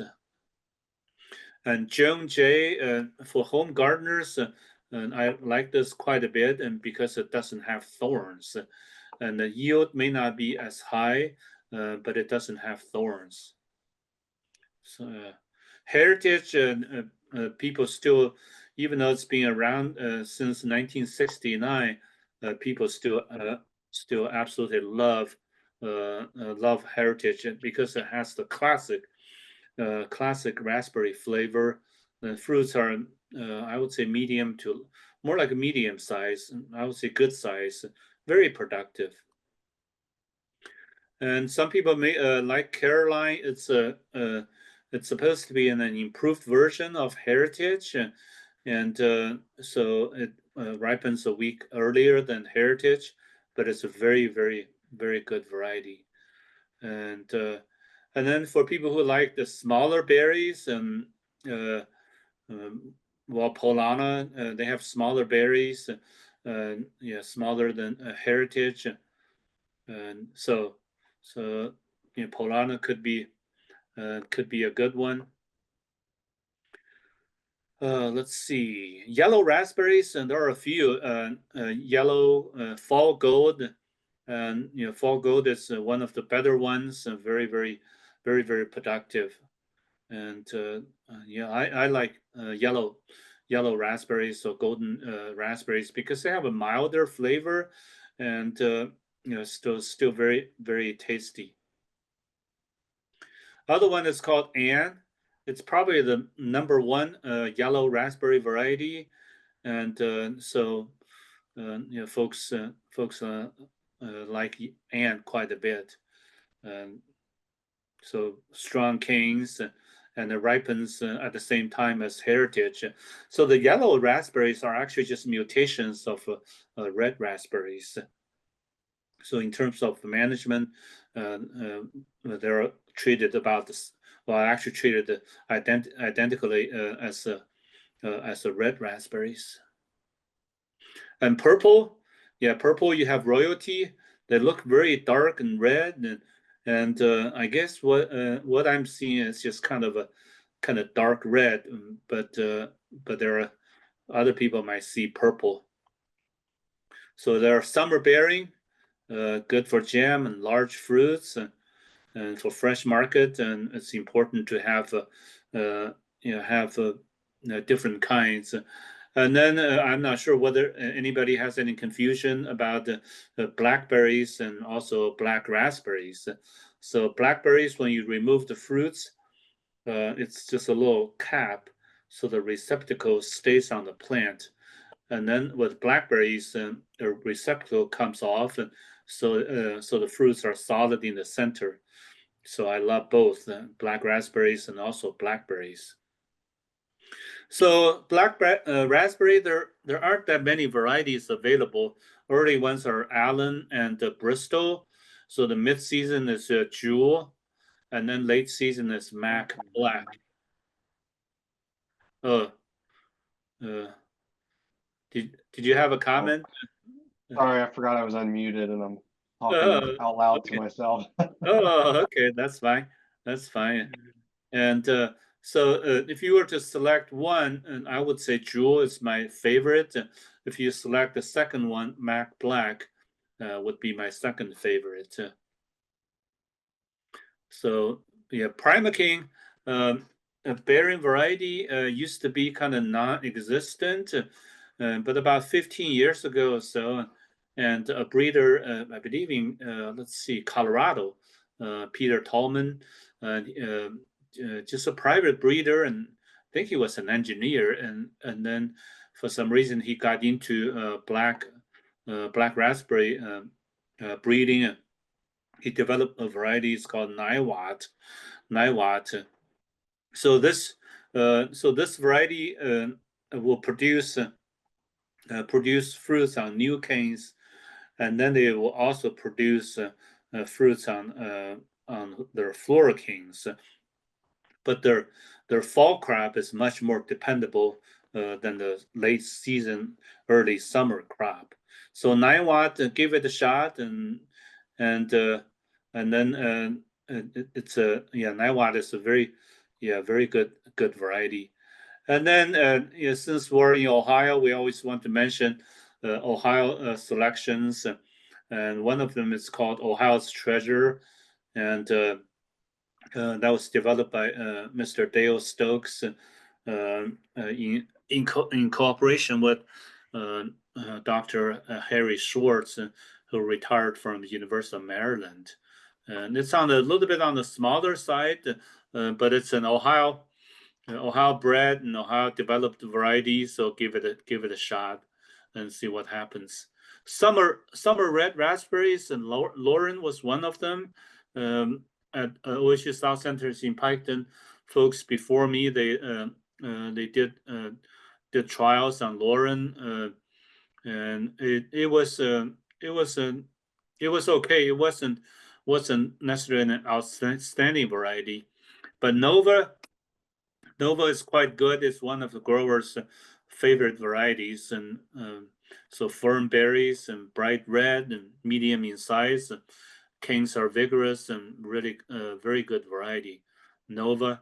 And then AC Eden is a newer variety, and some people like the color. Other people might think it looks kind of weird, but just try it with the smaller numbers and before you commit to a large planting.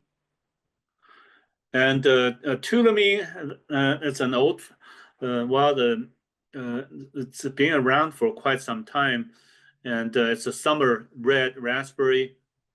And so we grew quite a bit, quite a bit Tulamines for a container long cane raspberry production trial. So that's going to be that's really neat. Summer red Titan, it's pretty good, and so I would grow just a small numbers to see what happens. Wouldn't commit to a huge planting yet. A little bit about cultural management, fertilization. We already talked about the soil test, and that will, if you mark the kind of crops you grow, and they will give you recommendations. Watering, typically every 2 to 3 days, and to keep the plants well watered. Fertilization, typically you would apply nitrogen in April-ish, and phosphorus and potassium could be applied in fall and also in spring. We won't talk too much about pruning because we'll have our pruning seminar coming up on March 4th. And then another variety that's really good is called Prelude, and this one is kind of interesting. So it will produce a small or decent sized fall crop, but it will also give you a summer crop. So it's even though it's called a summer bearing a red raspberry variety. So this is kind of what the calendar looks like. This slide came from my friend Dr. Eric Hansen. So Prelude, Encore, and then Chester, that would be blackberries, and then Primaking, Autumn, Britain, and Heritage, and this is what they have in Southwest Michigan. So just give you an idea, most of our summer bearing varieties are harvested in July, late June, and also early July, mid-July. And a few other varieties, and Boeing, Canby, and Nova. So this is what they look like side by side.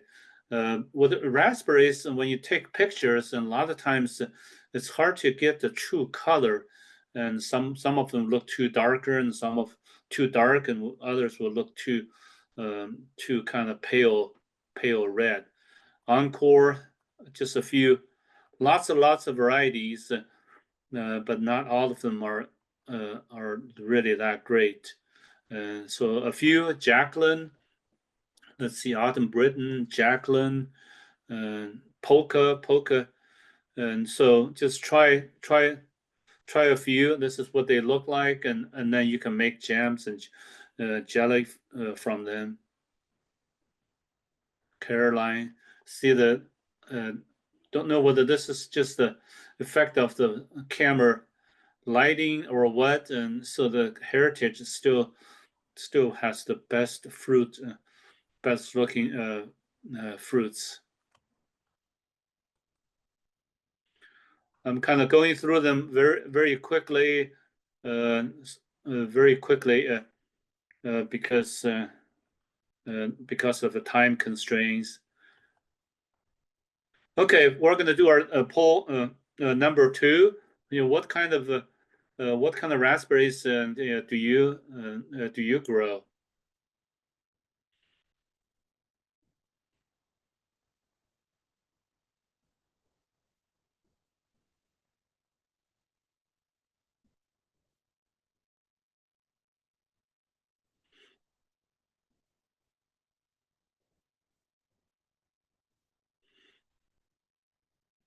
Oh, this is neat. That a lot of you grow red raspberries. So a lot of you also grow black raspberries. There's definitely a regional preference.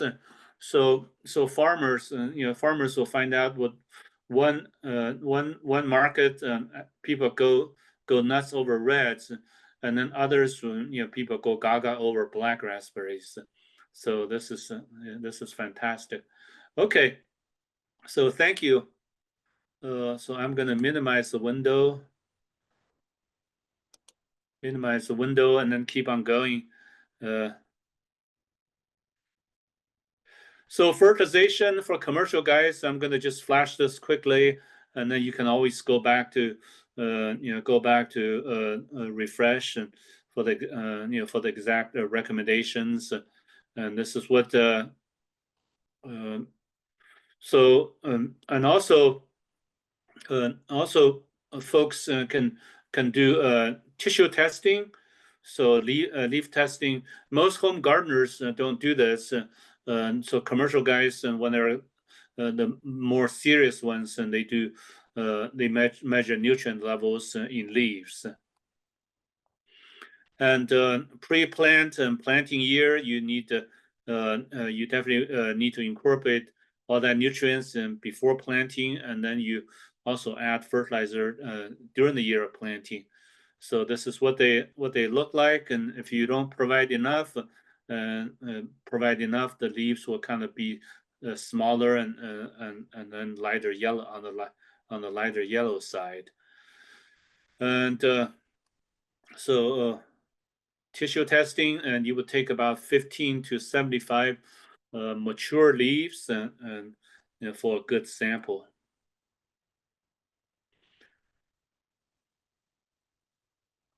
So this is our poll question number 3. So kind of you get, it's kind of gauging your interest. Would you be, if you don't have them, would you be planting more? And you go like, oh, it's not quite.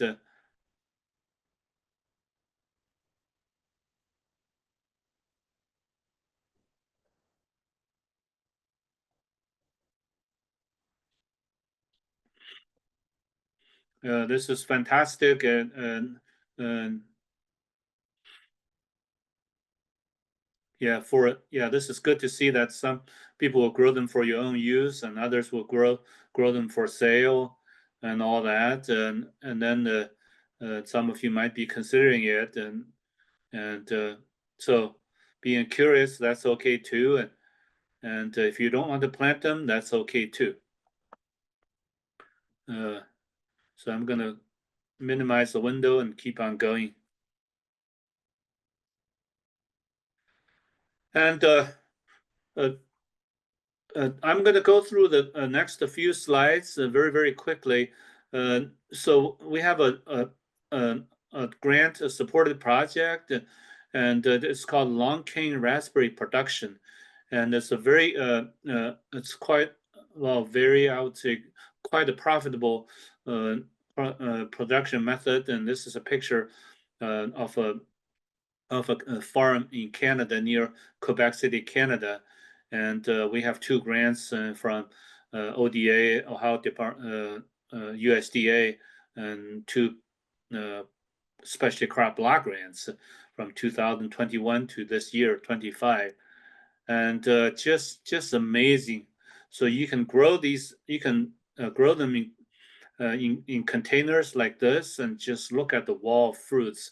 Yield could be 22 to 25,000 pounds per acre, and just absolutely amazing.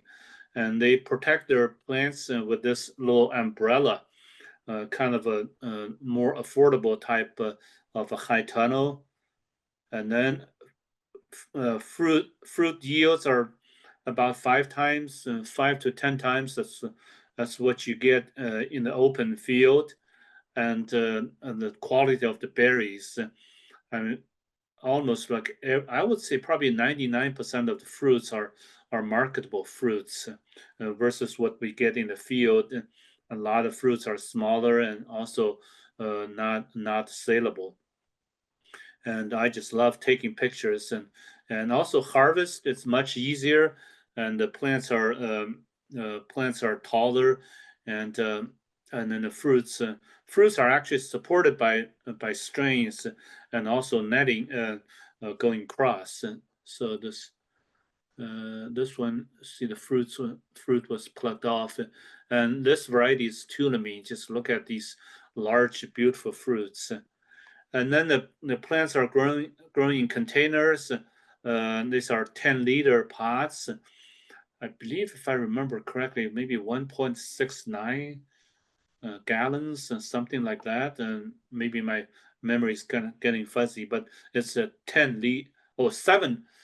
liters. 7 liters. We used both, 7 liters and the 10 liters. And they also did a little tasting at the farm. Little tasting at the farm, and Tulamine, Tulamine large fruits, and then very tasty berries, and not as sour, and just love the fruits. And so this is what they look like. As you can tell, I ate a few while I was there. Just absolutely love it. And so there are a few other varieties, and for unfortunately, well, there are a few good varieties, but unfortunately we couldn't import them into Canada. This is called Lewis, and outside of the United States, it's called Lewis, and then in the U.S., it's called Bonnie Lewis. Just going through our trial a little bit, and we grew them. This is so the long cane raspberry production method. So they are shipped like this, kind of almost look like coffin type things, and in crates like this, and plants are about 6 foot tall. So this is Ryan, very proud of our long cane raspberry plants. Do you want to say a couple words about our long cane raspberry trial?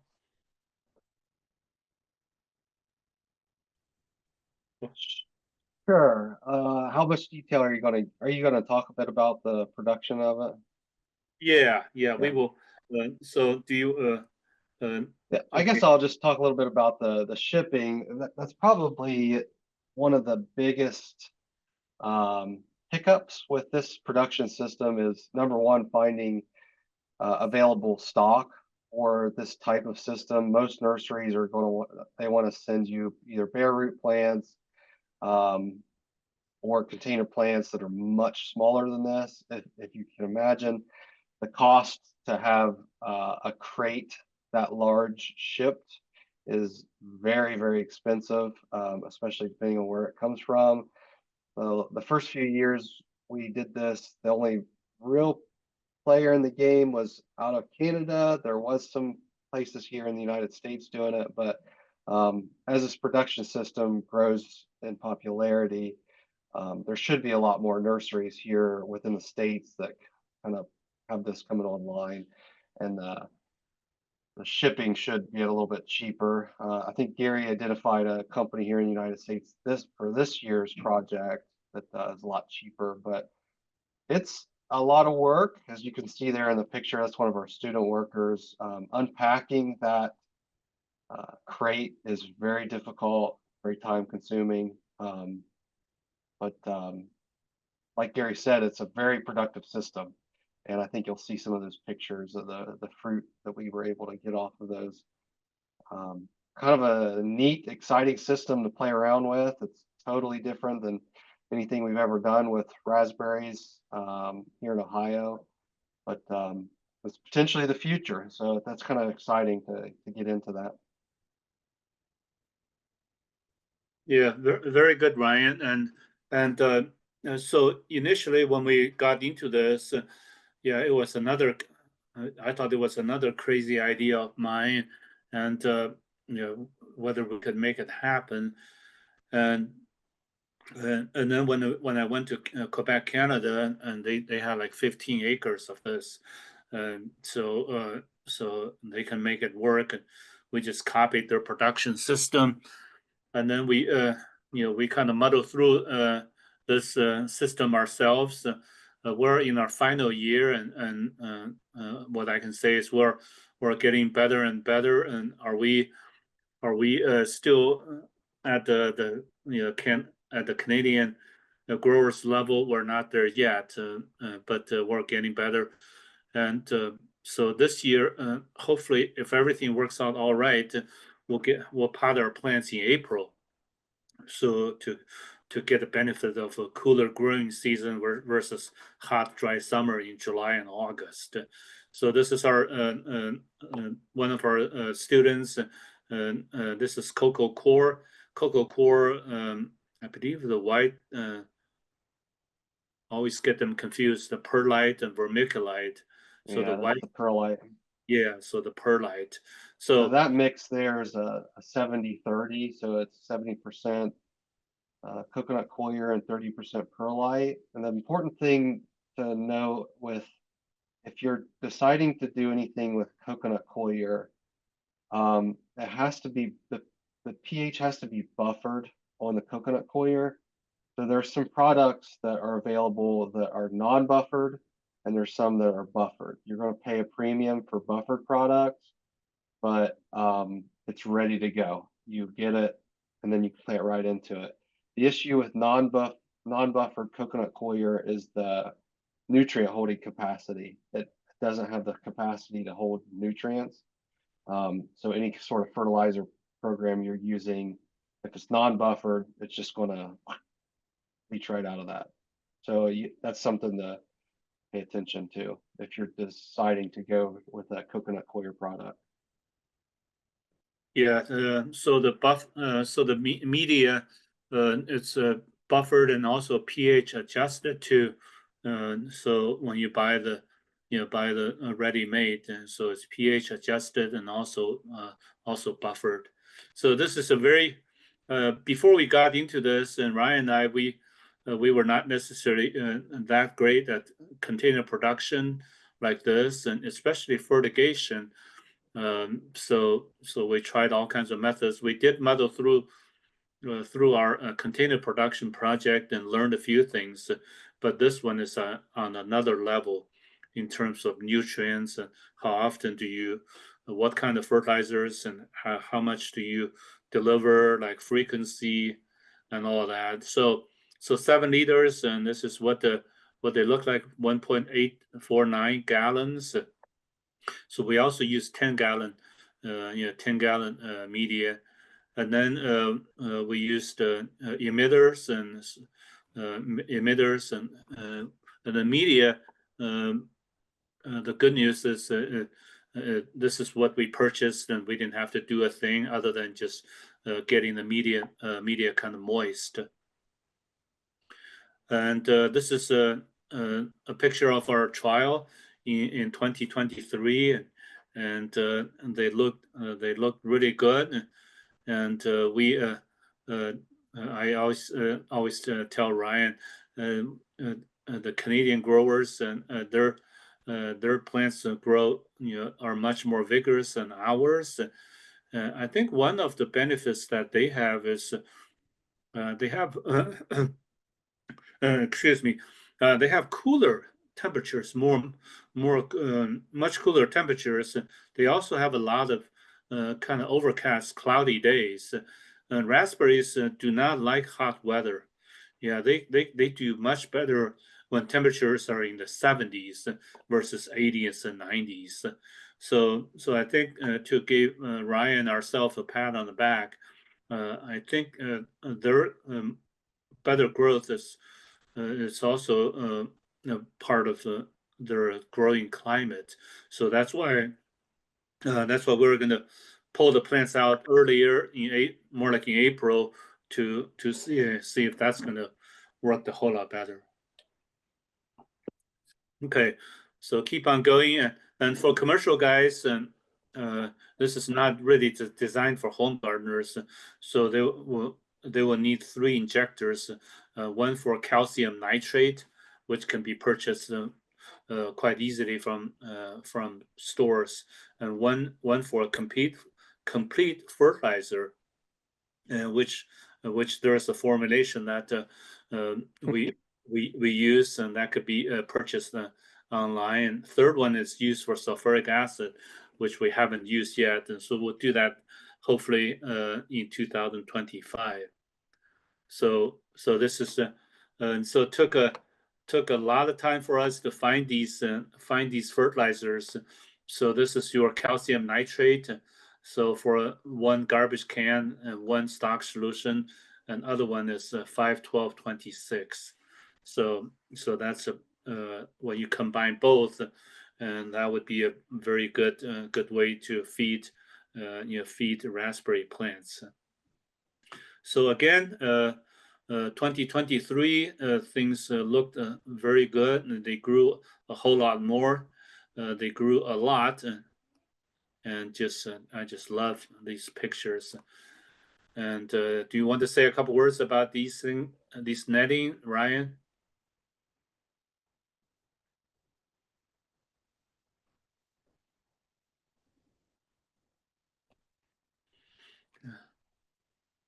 You need to unmute yourself. Yeah, sorry.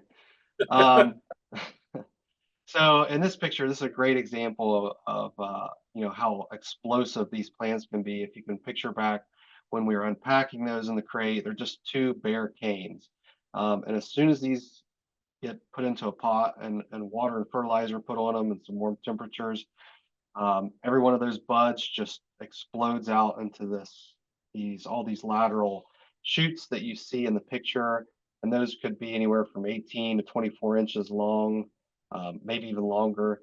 But because of the explosive growth on them, it's definitely recommended to have some sort of support structure for those canes, because once they get fruit set on them, It puts a lot of weight out on those lateral canes. So in this picture here, you can see this is just a kind of a flexible trellis. I can't remember the name of it. A netting, just a trellis netting. So you could probably see this in tomato production or some other vining vegetable production, and that could be purchased from any company that you'd be buying vegetable growing supplies from. But yeah, we just hung that on a wire at the top there and then let it drape down.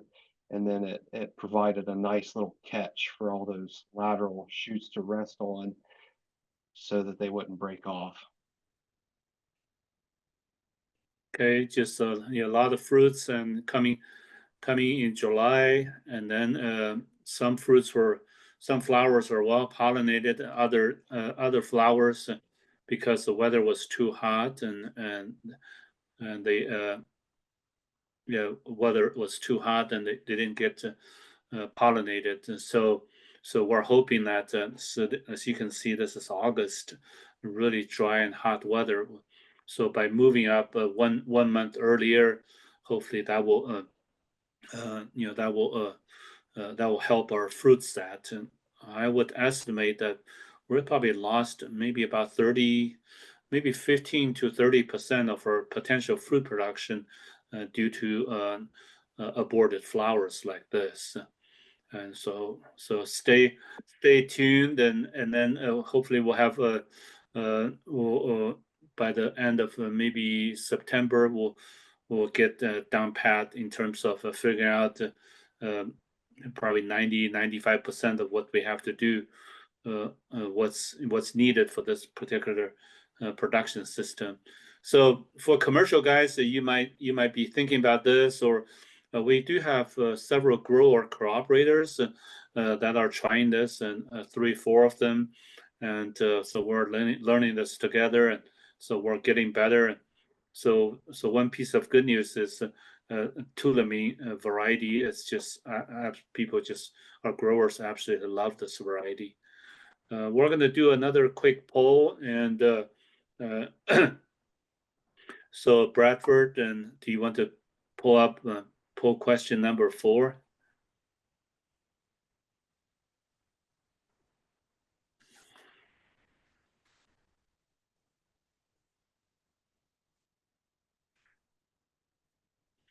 So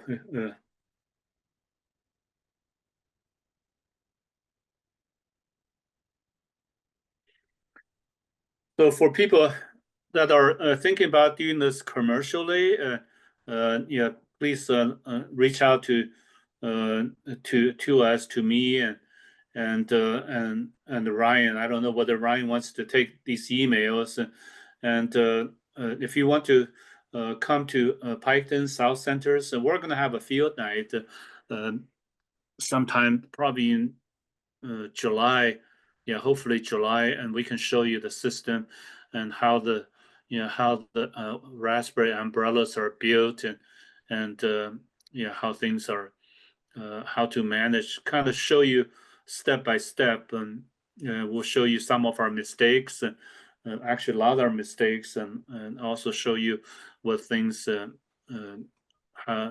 what to do with this particular system. So certainly appreciate your input, because we need to collect some data for a grant, grant requirement.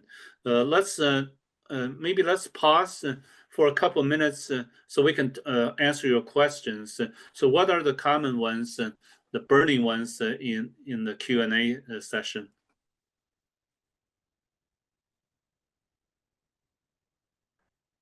Oh, sorry, Gary.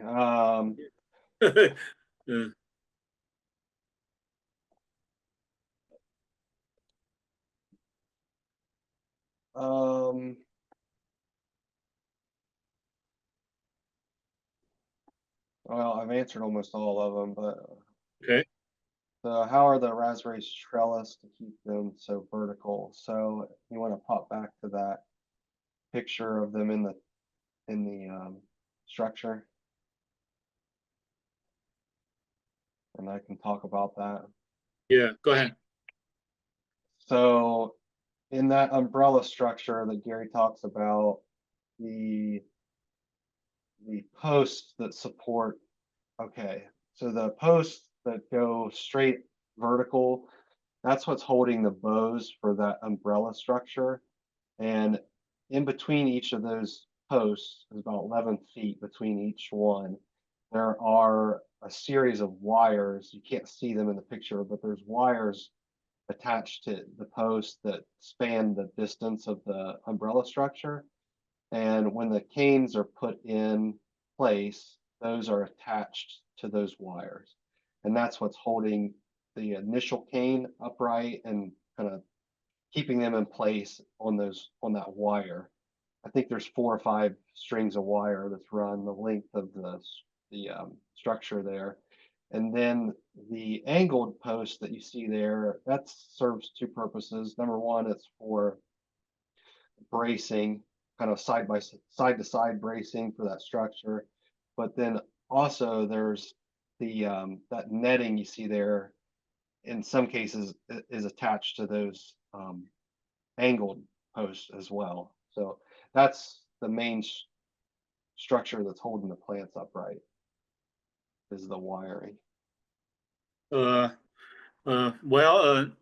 our umbrella structure was kind of a team effort, and I took a lot of pictures from Canada, and then without actual measurements, and then just based on the pictures, and Ryan and an Amish guy, they were able to figure out, okay, this is what you need, and these are the pipes and bracing and nuts and bolts, and somehow. Between a pencil pusher and an Amish guy and a former research assistant, we were able to make this happen. And so if everything works out all right, we'll have a kind of a production manual for long cane raspberry production for Ohio, and so Ryan might. Well, he still has the diagrams and measurements and all that, so we could show people how to do this, or better yet, you're welcome to come to Piketon South Centers to see it and see how it's done and all that, and it's definitely it definitely takes a very steep learning curve, but this is truly the future of berry production. Just last year, in February 2024, and I went to the annual conference for NARBA, North American Raspberry and the Blackberry Association, and we toured one farm in North Carolina, and this I forgot the owner is Cal Lewis, but they have multiple companies going on, and this is how they grow raspberries in North Carolina. Because it's too warm in North Carolina, they couldn't grow them in a traditional way, and so they pulled their plants out in January, and then their raspberry harvest is designed to coincide with the strawberry harvest season. So their branding is Carolina Fresh. So this system will my feeling or estimation is this will be the future of our raspberry production, because you don't have to just when the floricines are damaged by fluctuating temperatures, and then the fruit quality, if you grow them in the field, and the berries are just much smaller, and they also look more grayish than just bright red. So Ryan mentioned about more and more nursery growers are growing this. So our first 3 years, we got our plants from Quebec, Canada. That was shipping was outrageous. And however, North Farms in Massachusetts, and they are growing more and more long cane plants in Massachusetts, and I also found one farm in Ontario, Fenwick, Ontario, and the shipping was much lower. So if the growers can pull their purchase together, maybe kind of pull the purchase and then hire one truck, and for all Ohio growers, I think that would be a very good way to go. But a few of our cooperators, and they're getting very excited. Other, we already went beyond. So any other questions that could be answered? And Yeah, I was typing this one out, but I'll just say out loud that it's kind of a good question. The question is the umbrella system, is it scalable? Meaning, um, what we're kind of talking about is large scale commercial operations, but the question that the person asked is this scalable down to like a home grower? And I would say absolutely. Um, the structures that Gary saw in Canada, those were hundreds of feet long, very, very large structures that covered acres and acres and acres. However, this system here that we were able to adopt and put up in South and Piketon, it's only 55 feet long. And if you can kind of look at the picture, you can see that there's sort of sections to this. So each post is 11 feet, separated by 11 feet, and then each post has a bow on top of it that holds the plastic. So yeah, I mean, you could basically just amend this structure to whatever length you would want. I mean, you could do one section, or in this case, there's 5 sections, or you could do 100 sections. So I think this structure is very scalable to any operation.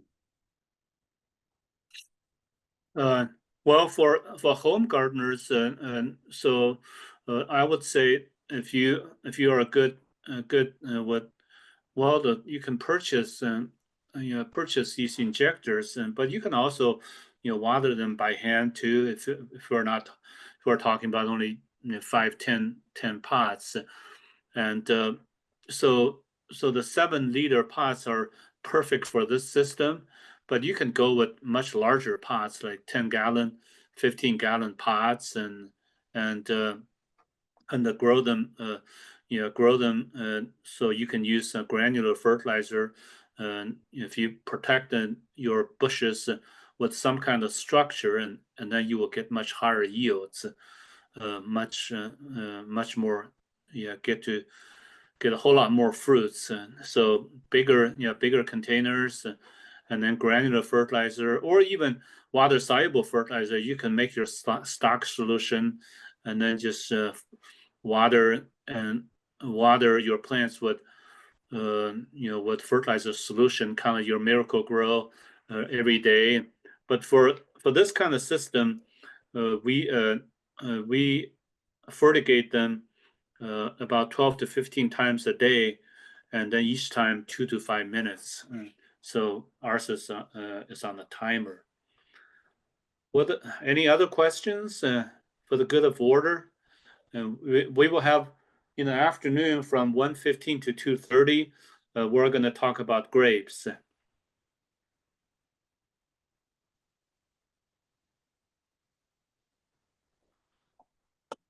Ryan, are there more questions in the Q&A? Yeah.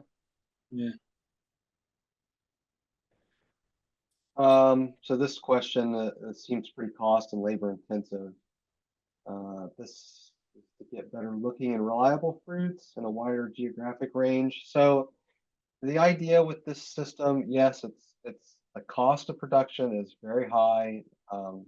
Number one, you have all the containers, you have the media, the plants cost a lot more.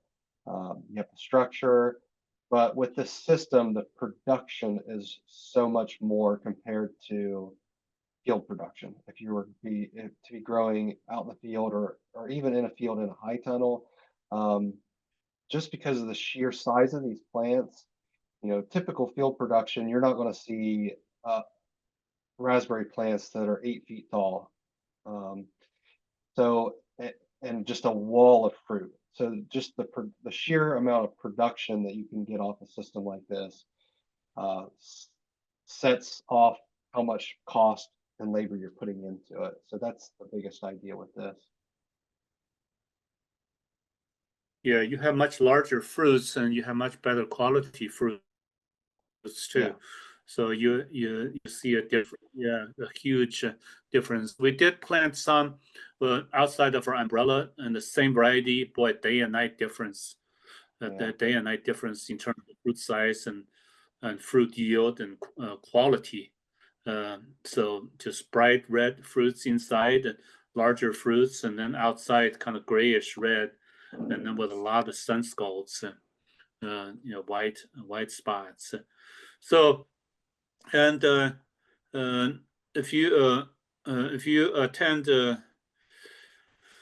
our maybe summer field night, actually maybe Farm Sense Review, sometimes we'll bring some of the plants over and you can look at them. All right, I think we beat this pretty good and already, and it's a very productive system, but also very, very challenging. So takes a lot of the learning curves, but this is really the future of the raspberry production, in Ohio and beyond. Just a lot of, but the traditional system still works and grow them in the natural soil, or for home gardeners, and you grow them in raised beds. But if you grow them in containers, and you don't have to have perfect, you don't need perfect soil, because the cocoa coir will provide the perfect soil. And but you grow them in much larger containers, 10 gallons to 15 gallons. All right, we're going to stop here and for lunch, and then at 1:15 we're going to talk about grapes from 1:15 to 2:30. So we'll show you everything there is. We'll teach you how to grow grapes. There we go. All right, we're back. Okay, let's see. It is 1:16, and looks like most of us are back, and the ones that are interested in grape growing, and we're at 1:10, so that's fine. Still fantastic, because grape production is a highly specialized thing, and not everybody just just grows grapes and like, hey.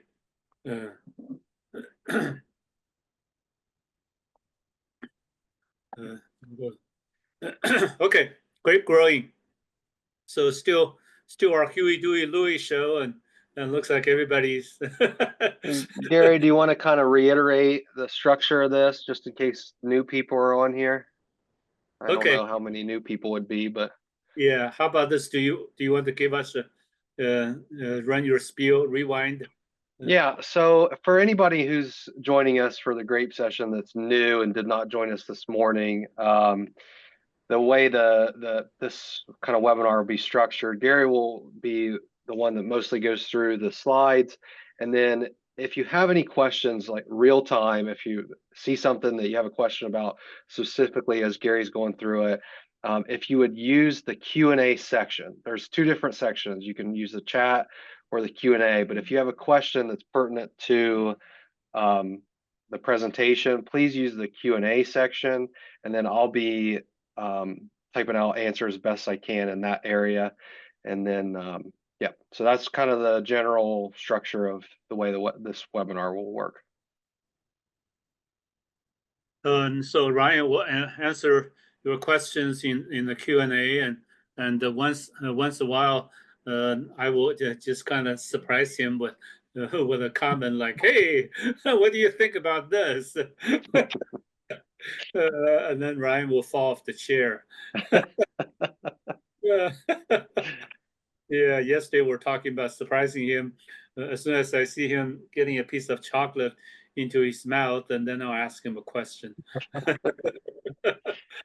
Okay, we're gonna go ahead get started, and I always like just like really neat pictures, and many years ago, and my family went to North Carolina, and like everybody else, built more estates, and that's just a must. And when you go to Asheville area, and so if you want to build yourself an arbor like this, and if you have the money of a billionaire family, and you build more estates, and then this is kind of a grape arbor that you will build, and when you have unlimited funding, and also a large budget for maintenance. So this is what you will do. Just a beautiful, beautiful grape arbor, and I wish I have this at my yard, but I don't have the Biltmore kind of money. And so next one might be a little bit more manageable. And this picture was taken in the Finger Lakes region, and I just love this grape arbor.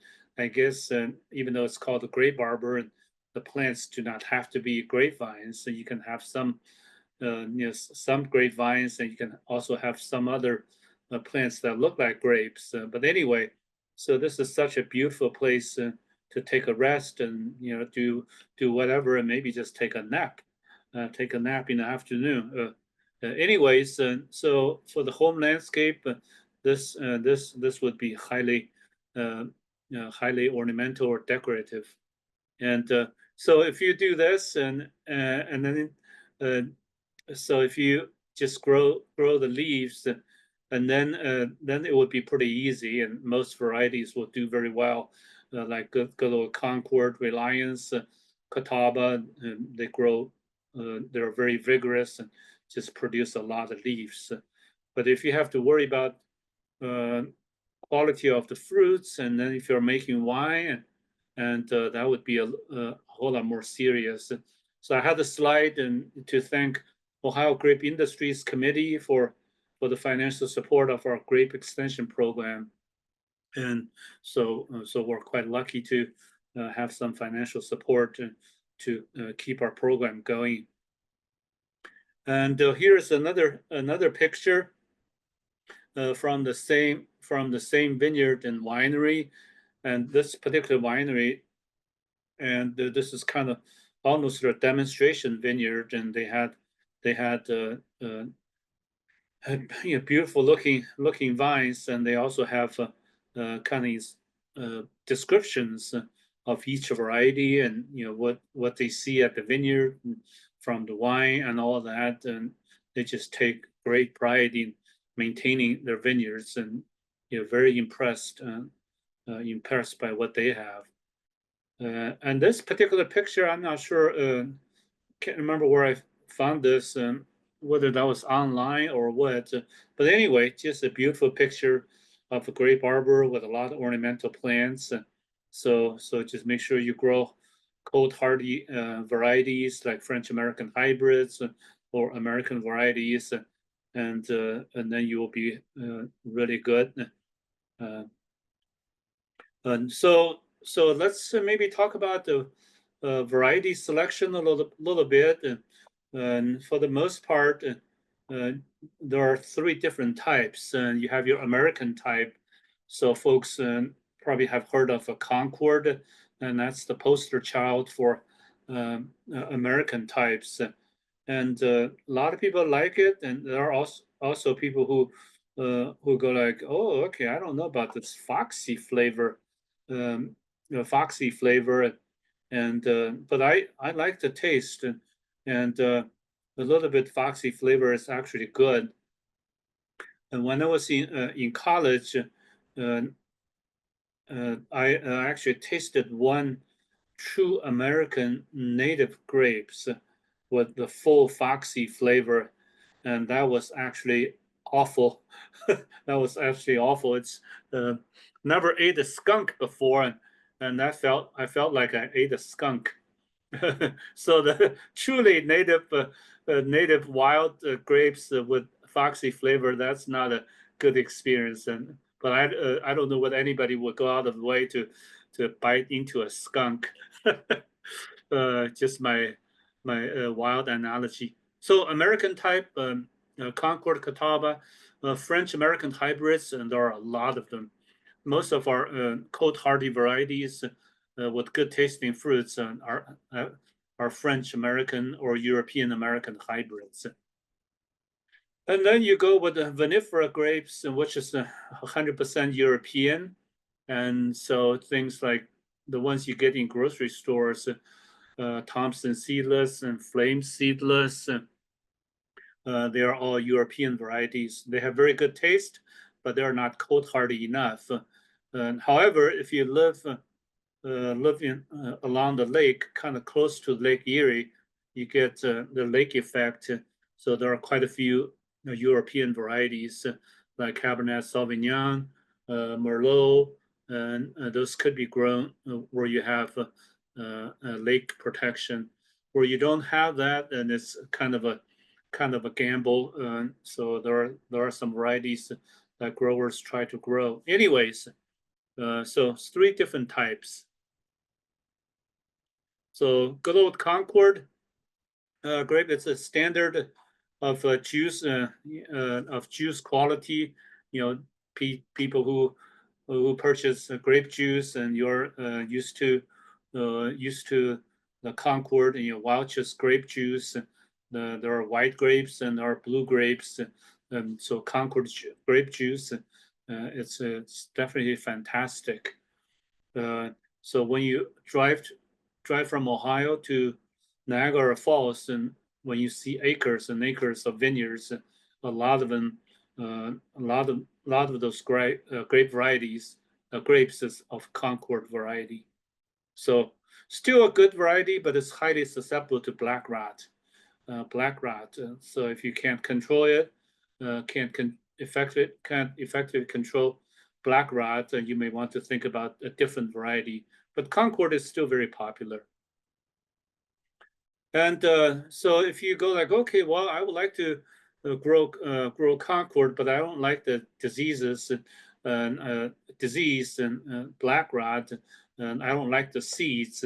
So the Mars seedless, it's kind of your kind of your next best thing. And so it's blue. It looks blue, and it's very productive, cold hardy, and it doesn't have seeds. And so when I was working as a graduate student at our research center in Worcester, and so we had a few rows of Mars seedless. So growers, well, the people who make pies, and they would use Mars seedless grape, and because people still love the taste of Concord, and Mars seedless doesn't have as much of a taste as the Concord, so you can use Mars seedless grapes, and then you can add a little bit of Concord concentrate, and then you get the best of the both world. And then a lot of people like blue grapes, and others like red seedless, and there are also people who like white, white grapes, and Marquis is one of them. It's a very good variety, quite productive. It's only slightly susceptible to black rot, but it's quite susceptible to downy mildew during wet years. And so it's a decent grape variety. And then Himrod, and this kind of goes back quite a long time. So commercial growers still grow Himrod as a nice table grape, but the same variety could be made into juice. And back in the early 80s, and there was a huge push for table grapes, and different marketing efforts and also variety trials and all that. So my advisor, Dr. Garth Cahoon, and trialed many different varieties. Vanessa was one of them, and it's an early season variety, very good quality, very good quality, very good taste. But the only drawback was that the clusters were too tight. So too tight, and so for commercial production, and that could be a drawback, because once they get too tight, and then if there was a little bit of rain, and the berries would just kind of split. And so it's still a very good variety, but none of the varieties that are currently on the market, none of them is really perfect. So they all have their problems. And Jupiter is the Mars seedless was a University of Arkansas release, and Jupiter is another Arkansas variety. I don't know whether Ryan is still answering questions. Do you remember if we had a Jupiter in our trial? Yeah, we did. Very good flavor. Yeah. So this is Ryan just loved loved snacking on our grapes. Yeah, that's what I miss most. Yeah, there you go. So Jupiter was one of them, and then Reliance seedless, and I did research on Reliance seedless grape for my PhD work, and it's a very, very sweet variety. Boy, some people actually complain that the the grapes are too sweet, and if that's possible. So good sized clusters and highly productive, and as a matter of fact, it can be too productive. So we have to thin fruit clusters, and thin clusters. I would say we probably the ideal vine uh, uh, yield was about 20 pounds per vine. So if you get into 30 pounds per vine, and then the fruit color will suffer. So for growers who grow Reliance seedless, cluster thinning, just remove every other one, one cluster per shoot, and that was kind of our recommendation, so they could reach their full color. Otherwise, they will look kind of pinkish. Saturn, I think we had Saturn as well, and so really odd looking grapes, and kind of shiny, and almost like a football type shape of the berries. So it's so folks can think about planting one of those. So for home vineyard or home grape production, boy, you don't really need very many vines, unless you uh, make a lot of wine yourself or make juice and all that. Just think about each vine where you can get 20-30 pounds, and then you have several vines. Before too long, you will have like 100 pounds of fruits from maybe 3 to 5 vines. So you don't need that many. And then another thing to keep in mind is grapevines, they do not require cross-pollination. So you can have one vine, and then they would be pretty, they would be fine in terms of pollination. And also grapes are wind pollinated, so you do not need honeybees for cross-pollination. You just need wind for pollination. And I guess we do see bees kind of going there, buzzing the flowers, but it's not necessary. Let's see a few other varieties, maybe more like into wine grapes, and we have our what's called the demonstration vineyards. We have 2 of them, wine grape varieties, and we still have Chamberson. We had Hibernal. It didn't look that great. Noiret, it's a Cornell release. We loved it. Vidal, Blanc, that has been around since the 60s. so very strong variety. And then vinifera varieties, we tried all kinds.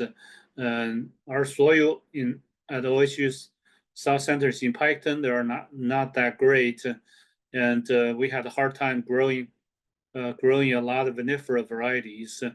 But Cabernet Sauvignon or Cab Franc did okay some years, and other years, and they did not. Especially when we had polar vortexes.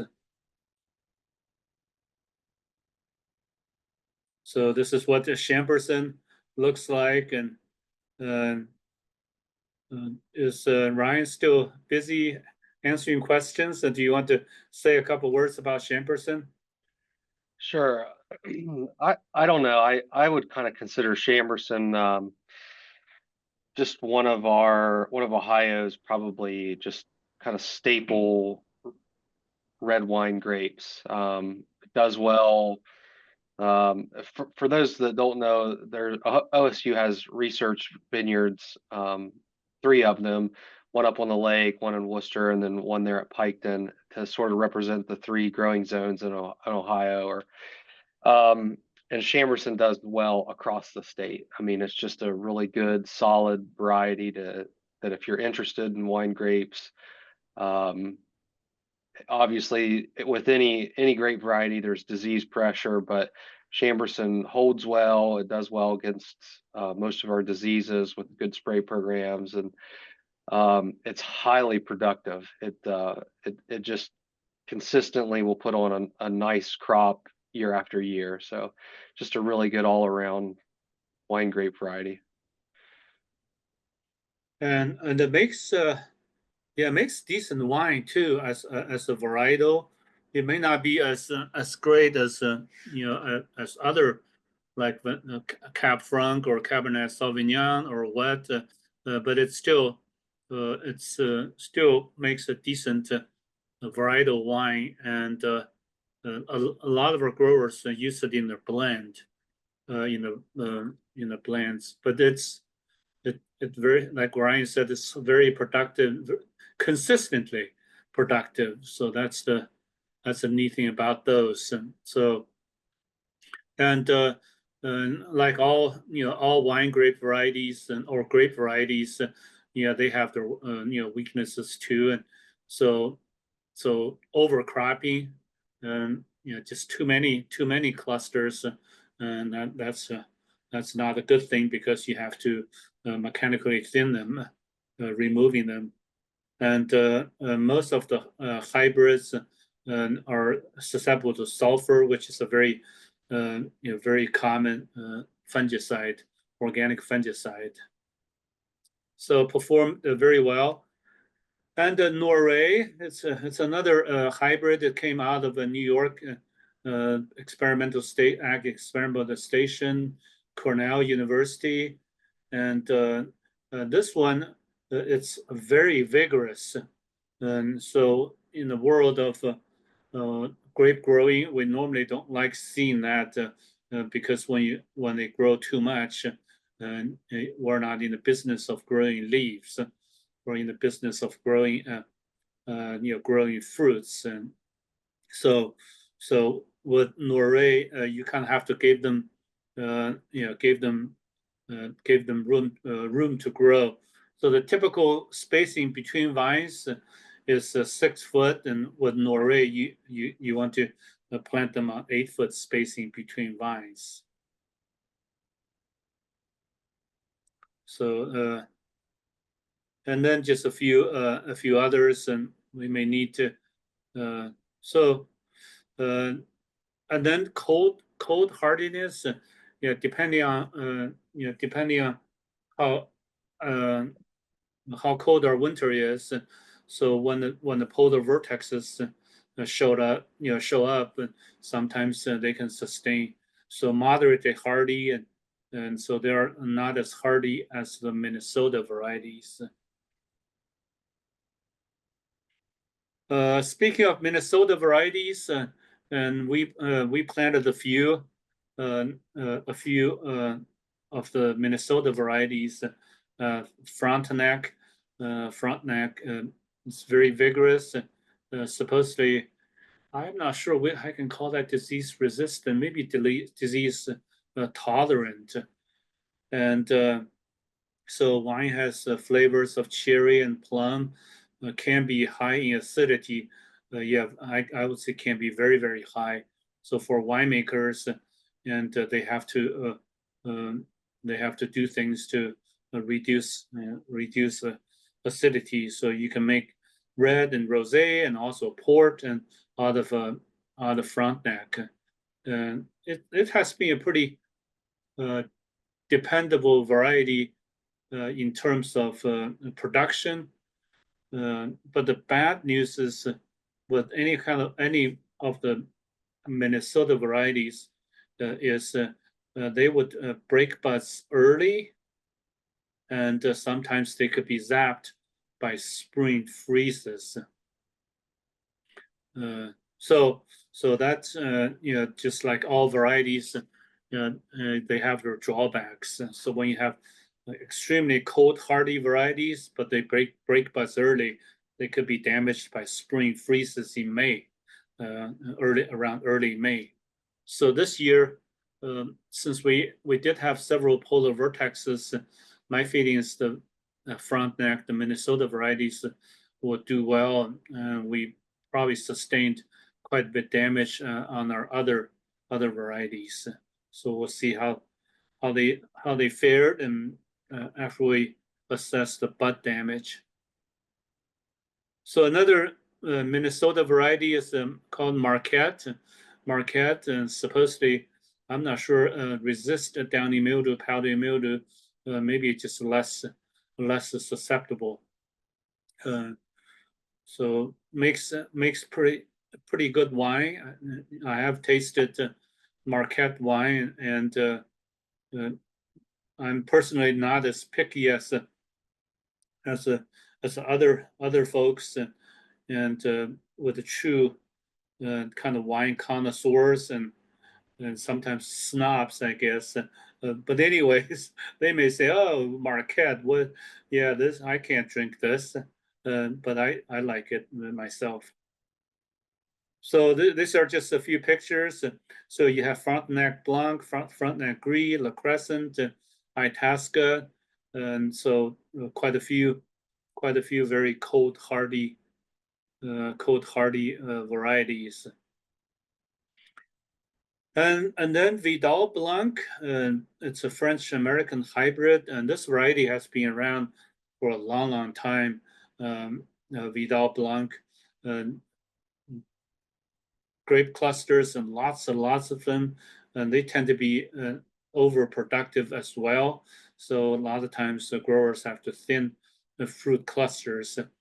Vidal Blanc makes great white wine, and also makes wonderful ice wine. Ice wine for people who appreciate ice wine. This is one. In I believe they do this in December, January, when the weather gets so cold and the berries are completely frozen, and then the grape growers and winemakers would get up and harvest fruits at midnight. That's why ice wine is so much more expensive, because it's a lot of work. It's a lot of work, and you don't get very much of it.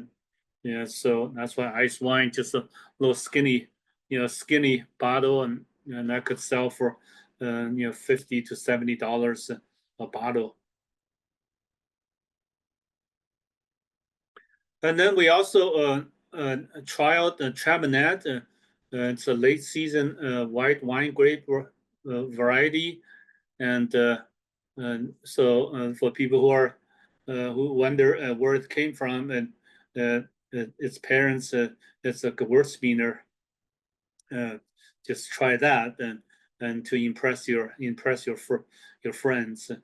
Chaminade, we planted some at our research center, but some of the growers who had planted Chaminade, and then during the polar vortexes of 2014. Some of them lost quite a bit, maybe like 30 to 50%.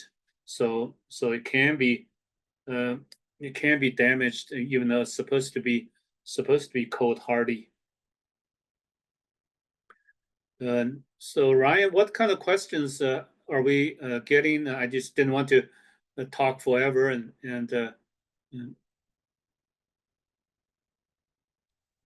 what kind of questions are we getting in chats or Q&A?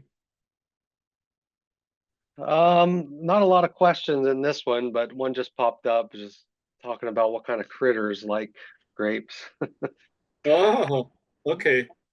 Critters and probably birds. Birds absolutely love, love grapes. And also, wanted to mention Regent. We got excited about Regent quite a bit, and then polar vortexes and kind of got us all the way back to the ground in 2014 and 15. So I would say it's a moderated tender. It's not as cold hardy as we had hoped. Cab Franc, and it's a vinifera variety.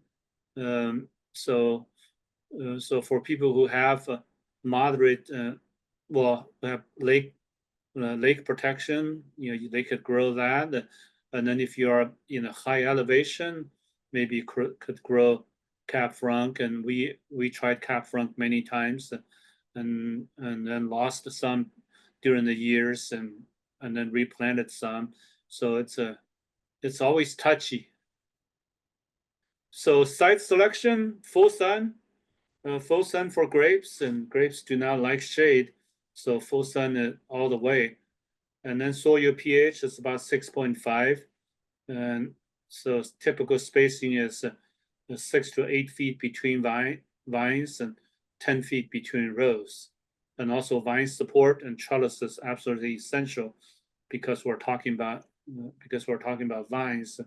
Otherwise, it would just one big hot mess. And the same deal, you don't want to plant them in a valley, because that's where the frost will occur more regularly.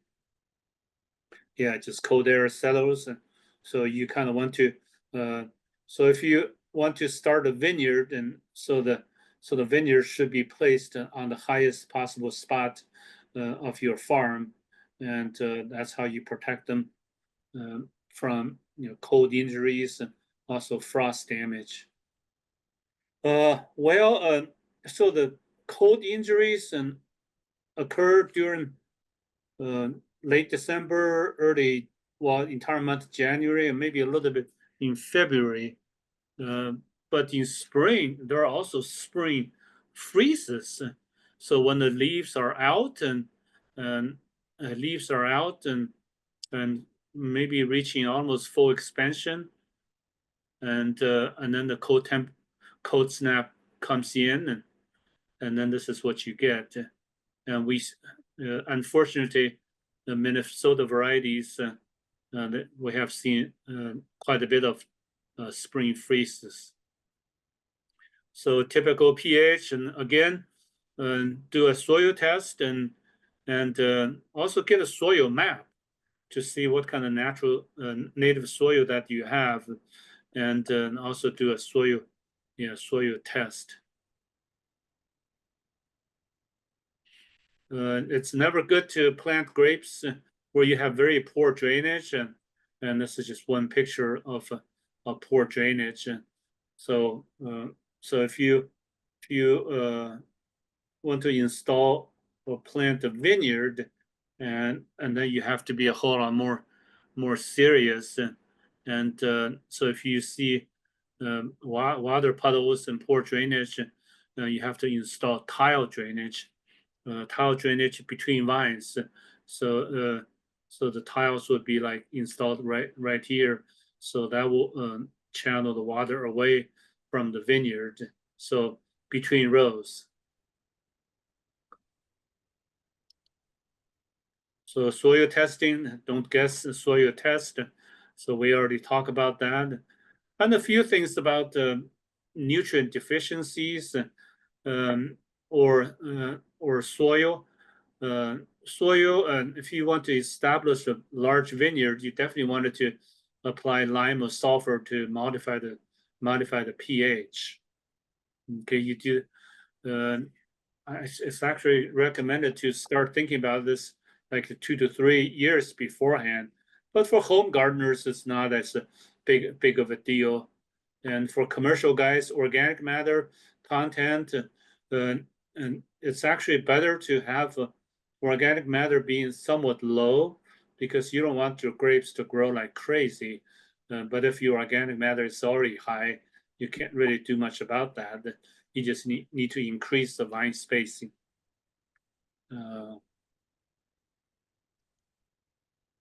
So for people who are really serious about the nutrient management, and to figure out exactly what the vines need, and these are general rule of thumb, and so the measurement units could be either ppm or pounds per. Well, ppm is parts per million, and then you have pounds per acre. So you just multiply ppm by 2, you get pounds per acre. And serious grape growers, commercial growers, do tissue testing, and instead of getting all the leaves, you actually, with grapes, you only take the grape leaf stems. So you pluck off the leaf blades, and so depending on the variety, American varieties, their petioles or leaf stems are much longer. You need about 30 of them to make it work. With vinifera varieties, their stems are shorter, so you need about 40, 50 of them to make it work. Just keep on going. And we briefly mentioned soil testing labs, and actually not all soil testing labs are the same. So the key thing is, if you start out with one and you stick with it, because the extraction methods can be different, can be very, very different. So if you take a soil sample from one lab and then you compare to the analyses and also recommendations from previous years, they may not be very comparable at all, because they could possibly use different extraction methods, even different calculations for recommendations. And so Ohio State University, we used to have our lab, used to be called Real Lab. And I don't know whether that really made a lot of people mad, because others were fake labs or what. Ours was called the Real Lab. It actually was short for Research Extension Analytical Lab. So that's where the Real Lab came in, but it was shut down back in the 90s. And that, needless to say, that was one of the worst days of our professional careers, because we relied on that lab for a lot of research projects, also recommendations. And so now we refer to people to Michigan State University lab or Penn State University, and there are also private labs. Private labs, and so they're okay too. Just make sure you stick with the same lab, so the results from one year to next will be comparable. And some offices have also used the University of Kentucky soil testing lab, which is okay too. But again, if you start out with one, and make sure you stick with the same lab.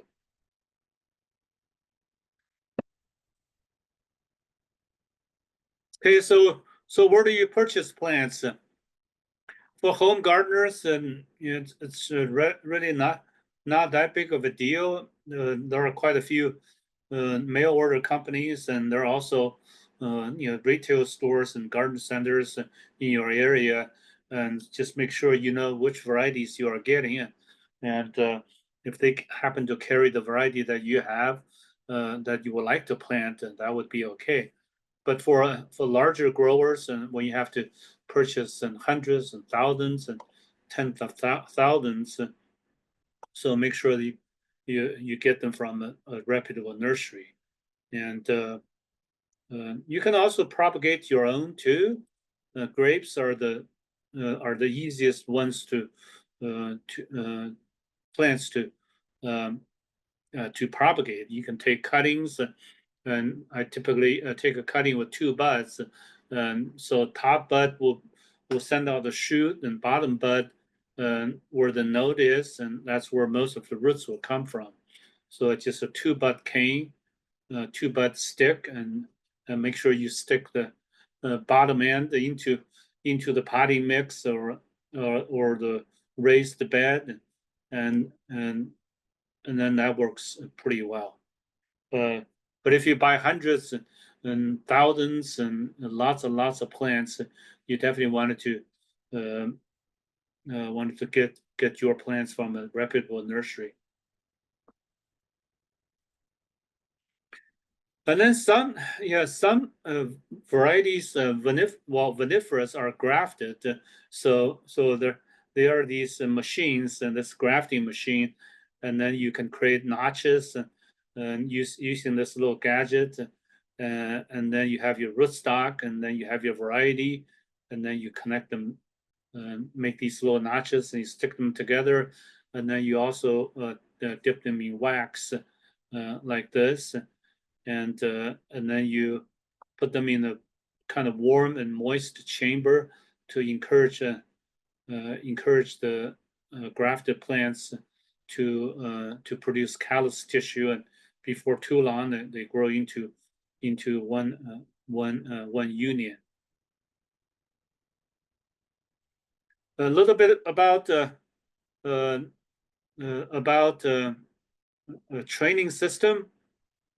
So most of our plants are going to be grown more like this, and it's called bilateral. So you have two horizontal. You have one cordon. The permanent arm is called a cordon. So you have two of them. Two of them. It's called bilateral cordon, high cordon system. And so you have posts that supports the wire. So you have a top wire. Then you normally have a catch wire in between to keep the vines in place, keep the canes in place. So if you want to do this for a living or make money, and then you are getting more and more serious. So for people who start a commercial vineyard, and so after they plow the field and after they plant their vines, so they also use grow tubes, and this is a good way to protect them from a lot of things. Somebody mentioned the critters, and so four-legged critters like deer. Wild rabbits can hurt them too, but deer can wipe you out. So to protect them with grow tubes, and this also will shield them from any kind of herbicide application. Is Ryan busy answering questions? Do you want to say a couple of things so I can rest for a couple of minutes?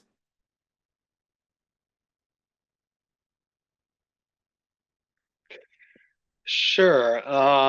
Just had a couple questions going back to kind of propagation of the cuttings.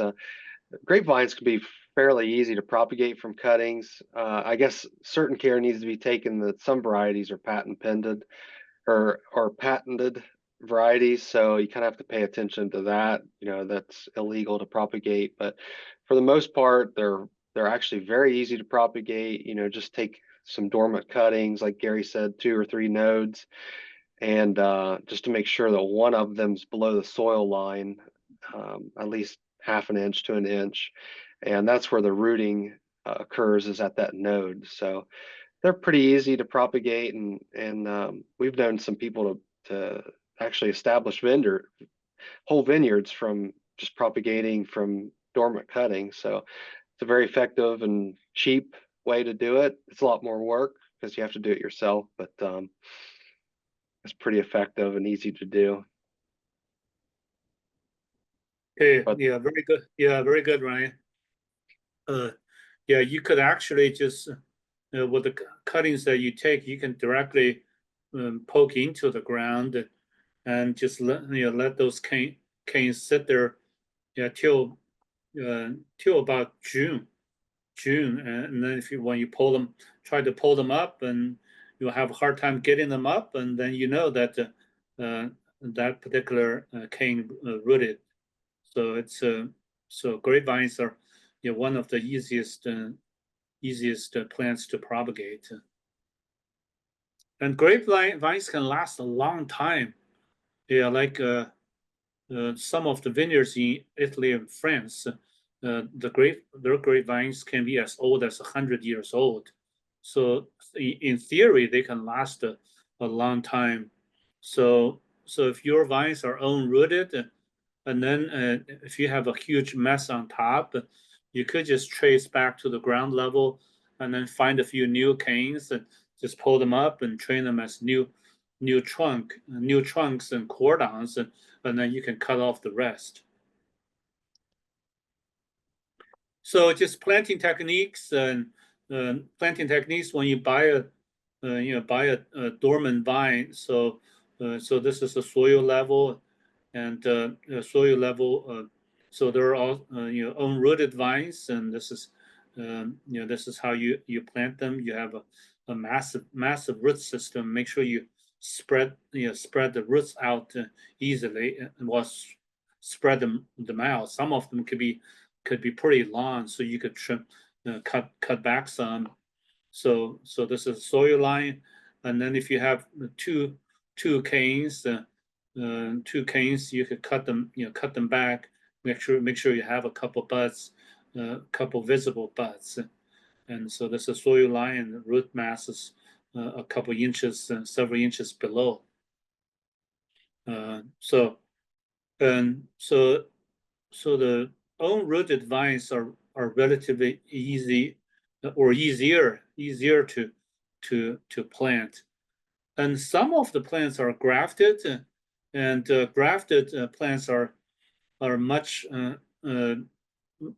much more work, and because you have to worry about where the graft union is. Here here you have the grafted union, and then that's where the bud comes out of. So graft union is it's a highly sensitive area, highly sensitive to cold injuries. So around December or so, and growers actually pile soil. Um, uh, it's called hilling. So you pile the soil around the graft union to protect them.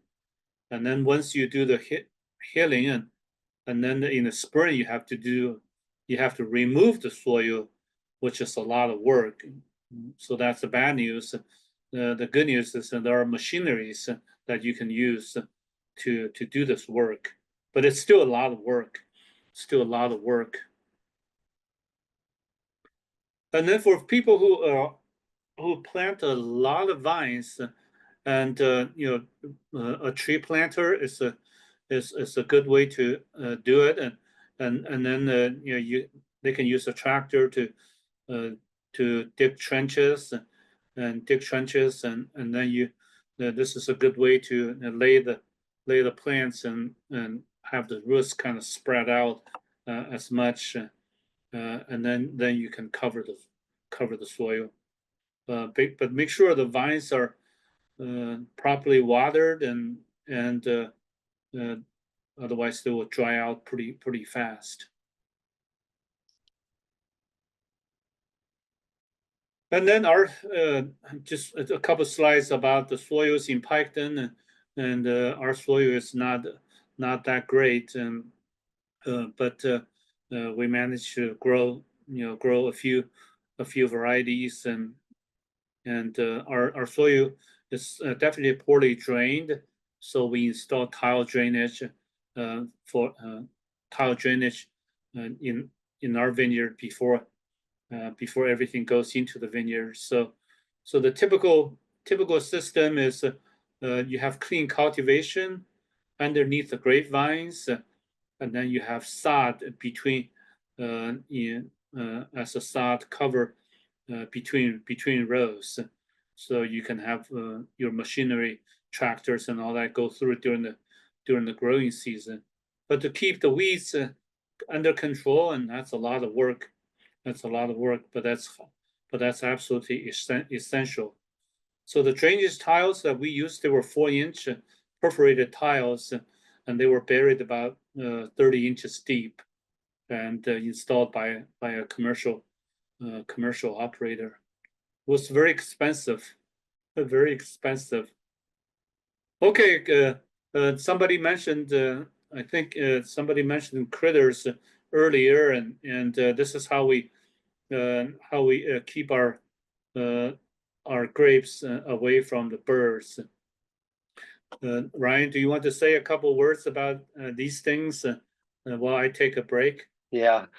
So yeah, the person that asked before, birds is probably your biggest pest problem as far as wildlife goes for grapes.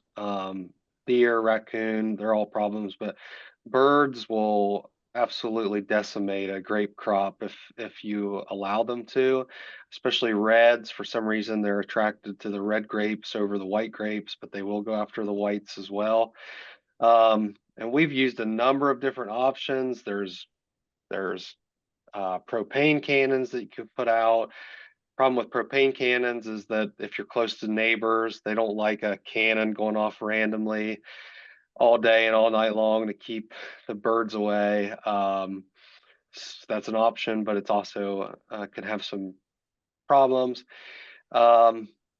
There's, I've seen things like the wacky tube man that you can put out in the vineyard, and that works for a little bit, but then the birds get used to it, and that's the biggest problem. Mostly is just birds get used to things, especially anything that's repetitive. We did do some work a few years ago with a laser deterrent, and that has the potential to show some promise with bird deterrents. But so far, the most effective means of protecting your grapes is netting it. And then, so in the picture that Gary has up, the bobcat there in the picture with that implement on the front of it, that implement is called a netter getter. I'm sure there's different versions of it, but that's what that one in particular is called. So that has the ability to put the net on and over the grapevine as well as take it off. So there's a large spool that you can see on the front of that implement that is run hydraulically. So it has the capability of either free spinning or run hydraulically. So when you're putting the net on, you drive at a slow rate of speed, and then you can see a couple people there behind it that are pulling the net off of that spool, and then they're spreading it over top of the canopy. And then at the end of the season, you kind of reverse the process, but it's run hydraulically, and you just reel that net back up, and it does a really nice, effective job of collecting it. And it's pretty quick and easy, and takes a minimal amount of physical laborers to be out there to put it on and take it off. And it's also really important when you're putting the net on to have it connected underneath. Certain bird species will get on the ground and then hop up into the bottom of the net if it's not fastened correctly. And then other critters like raccoons, if it's not fastened well, raccoons will climb up there and just have a heyday inside the net. So it's important to get it over the top of it, but it's also important to get it attached underneath too, just to keep them protected. Hey, thanks a lot, Ryan. So raccoons are kind of hard to control, and for commercial guys, and you may want to work with your local game warden. And there are legal ways and there are illegal ways. And people, whenever anybody talks about illegal ways, and I just tell them, hey, just pretend I'm not here. But the raccoons can eat a lot of grapes. I saw in the chat that I think Becky mentioned maybe even turkeys. They can eat a lot of grapes.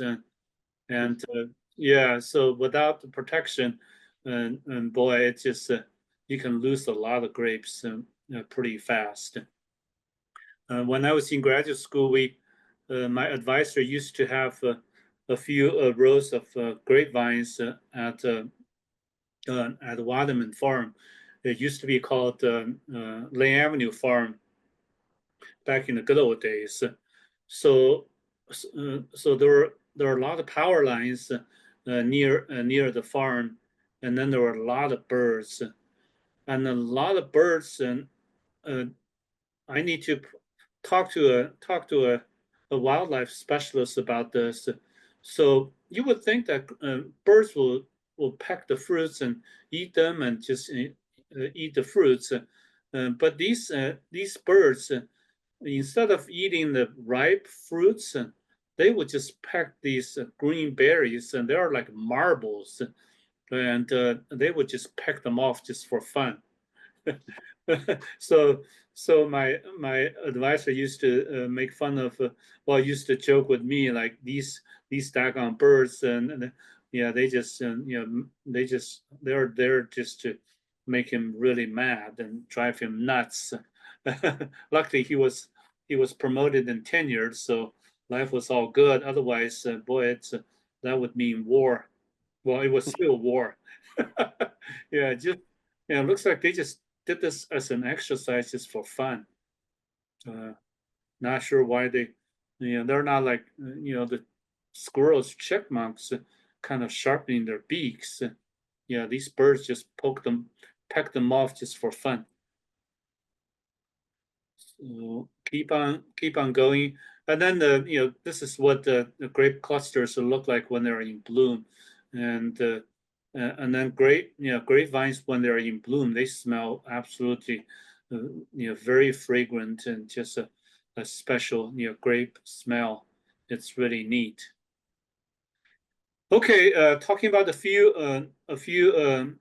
challenges, and you have fungal diseases, insects. We already mentioned nuisance wildlife and environmental, physiological, and all that. And so we'll mention a couple of them. So diseases, and this is from Dr. Mike Ellis. If you grow, pretty much if you just grow grapes in eastern United States, and because of our weather and this and the wet season is ideal for the development of the most major grape diseases. In Ohio, I believe it's not possible to grow grapes commercially without an effective disease management program. It's just every year we get a lot of diseases and potential very high disease pressure. So that's why I always tell people, the April rains and bring in Mayflowers, and I would say, well, April rains kind of bring a lot of May diseases, and so they do not necessarily bring flowers. They bring a lot of diseases. So effective fungicide program is very, very important. So there's several common ones, and I'll just go through these and grape disease and black rot. And every year, when I was working at Delaware County Extension Office and Claremont County Extension Office, so we could just count on getting a few phone calls about black rot. And so black rot on the leaves, there are these little brown spots, and some are bigger than others. And when you look at them, and these are little black dots when you look at them closely, and there are these black dots on the upper surface of grape leaves. And so that would be, they would start out as little brown spots, and then the same, I guess these little black spots are called pycnidias. And so you also have lesions on young shoots, clusters, stems, and tendrils. And this is what you get if you don't control black rot, and so the berries will turn into raisins before they mature, and you ended up with a few that didn't get diseases, but most of the fruit clusters are gone. For home gardeners, it's still pretty important because nobody wants to eat this. And plant pathologists, they love close-ups of these gross looking berries. So they would look absolutely awful, and you can potentially get a complete crop loss during the warm and humid weather conditions.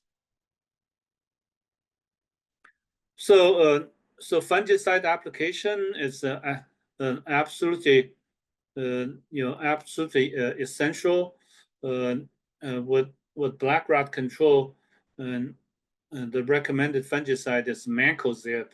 And so that's the good news. The bad news is mancozeb is under attack, and EPA was going to remove it from the market, and then that's going to really hurt a grape production. So fungicide, mancozeb. And so the effectiveness, and not all of them are the same. So for black rot control, as you can tell, Cap10 is a common fungicide. It's only just moderately effective, and Furbam is highly effective. Mancozeb is highly effective. Fixed copper and lime, that's just a little bit effective. So for effective black rot control, and you would want to apply fungicide a week before bloom, during bloom, and the week after. So if you have a good sprayer, and then if you apply the right stuff, and which is mancozeb, and hopefully it's not taken off the market, or Furbam, mancozeb, and that should control black rot quite well. Powdery mildew, and just as the name implies, and you have a powdery, almost like a powdery coating on the leaves, but the same disease will get on fruits, and will pretty much make the fruits, could result in total loss. And so you still want to follow a stringent, a strict spray program to control powdery mildew. And downy mildew, this one is this could for untrained eyes and people, this might remind them, some people might think it's a powdery mildew, but powdery mildew is very different, because most of the white stuff, while the white stuff is on the upper surface. So downy mildew, you have kind of these light yellow spots. When you flip over, you see this, and then it's downy mildew. And then, as you can tell, possible total devastation, and really nasty stuff. And so for disease control, pre-bloom, bloom, and end of bloom, and different stages, and most of for effective disease management and insect management, you need about 12 sprays per season. Any exciting stuff going on in chat or Q&A, Ryan, just to keep people's interest?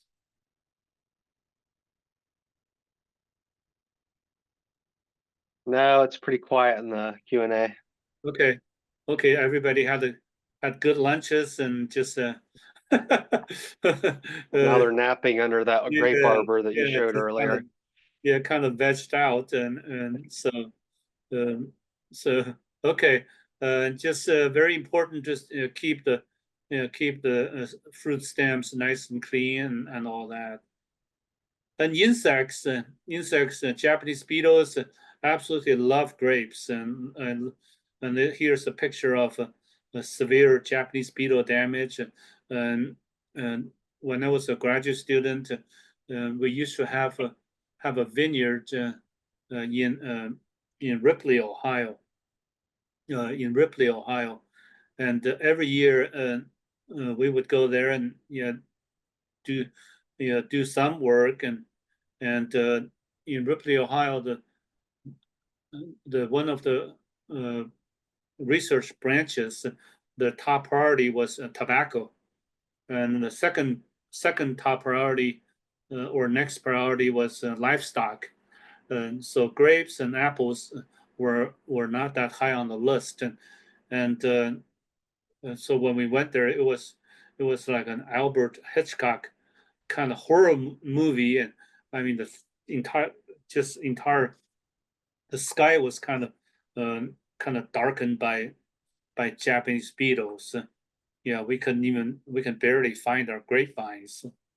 So without any insecticide, then that would hurt a lot. And then Japanese beetles, what they do is they will feed on the leaves, and then when they do so, and then by the feeding activity, and they would release like a feeding hormone, and then they would tell their friends to come over to eat the grape leaves. And so it's very important to catch a few early Japanese beetles, and so their friends will not discover where your grapevines are.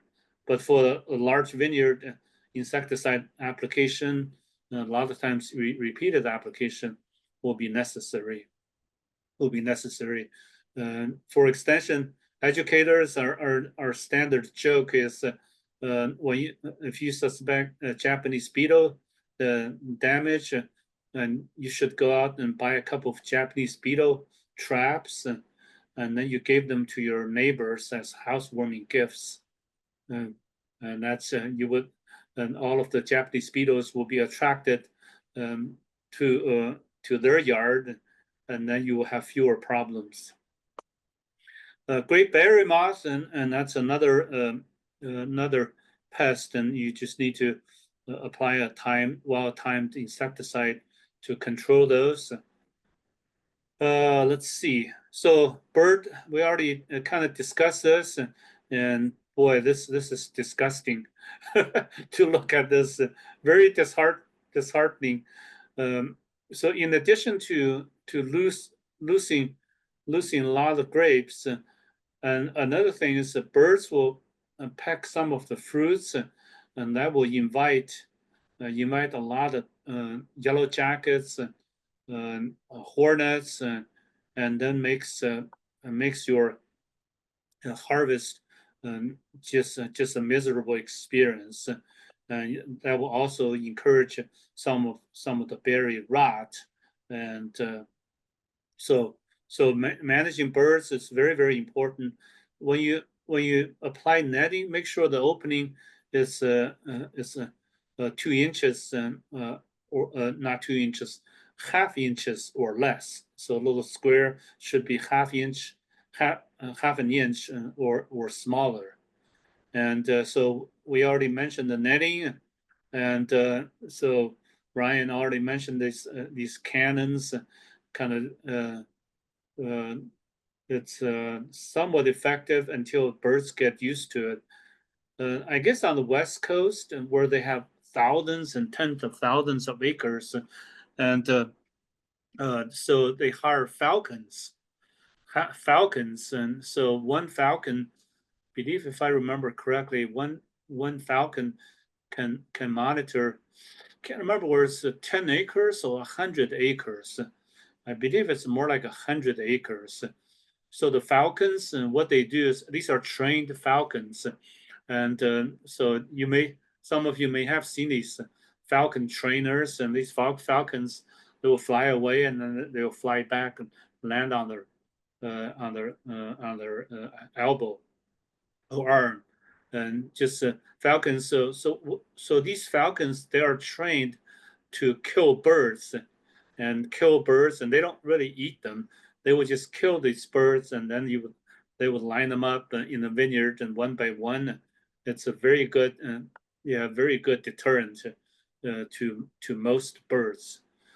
And I uh, one of the presentations that I attended, it was so funny. The falcon trainer drives a white pickup truck. So sometimes, and they don't even have the falcon with them. Just a mere sight of that white pickup truck scared all of the birds away. So it's with birds, and they need to see blood, and falcons do a very good job reinforcing that concept. And so we already kind of mentioned the bird netting. And so with high cordon, this is how it's over the row netting. And Ryan mentioned about clipping the bottom. So the nothing will come through from the bottom. And so that's the high cordon bilateral system. And then with VSP, vertical shoot positioning system, you use these side nettings. So deer fence and exclusion, definitely that would definitely be a deer fence and electric fence, and some growers will use ribbons, yellow ribbons, as kind of a visual deterrent. But boy, just deers, and when they get desperate, and not a whole lot of things can stop them. I guess some people mentioned the lead poisoning at high speed. That's when you see them. But make sure you work with your local game wardens for that. It's almost, let's see, 2:30. Maybe I'll stop and answer a couple questions.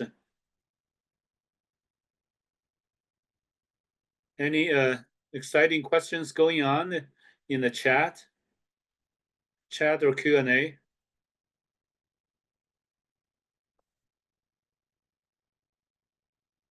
Yeah, Ryan, you're muted. Oh, sorry, I keep doing that. Yeah, I've answered almost all of them, but I guess the last one that was up is more of a comment than a question. But just talking about for black rot, Eric Draper has recommended Immunox, name brand Immunox for black rot for grapes, and they said that that's been really effective for them. Oh, okay. As long as it works for you and then it's labeled, and that's fantastic then, because home, Ryan and I were used to dealing with commercial applications. So Immunox might be good to find out what the active ingredient is for Immunox. We'll make a note of that. But if it has worked well for you, that's fantastic. Yeah, that's really good. Yeah, good to know.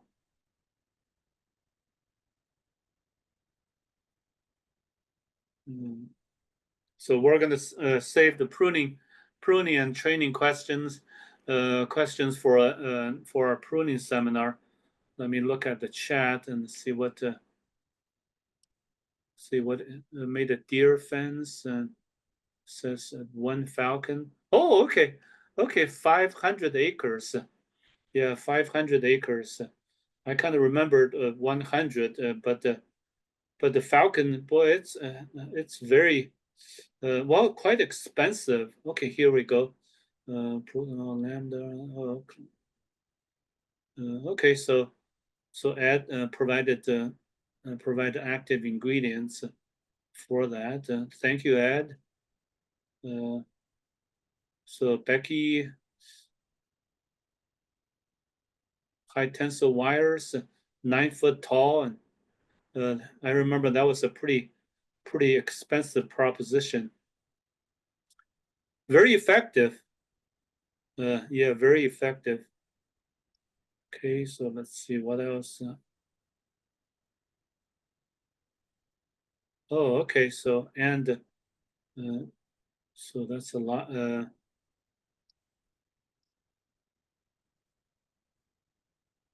Oh, miss my chickens.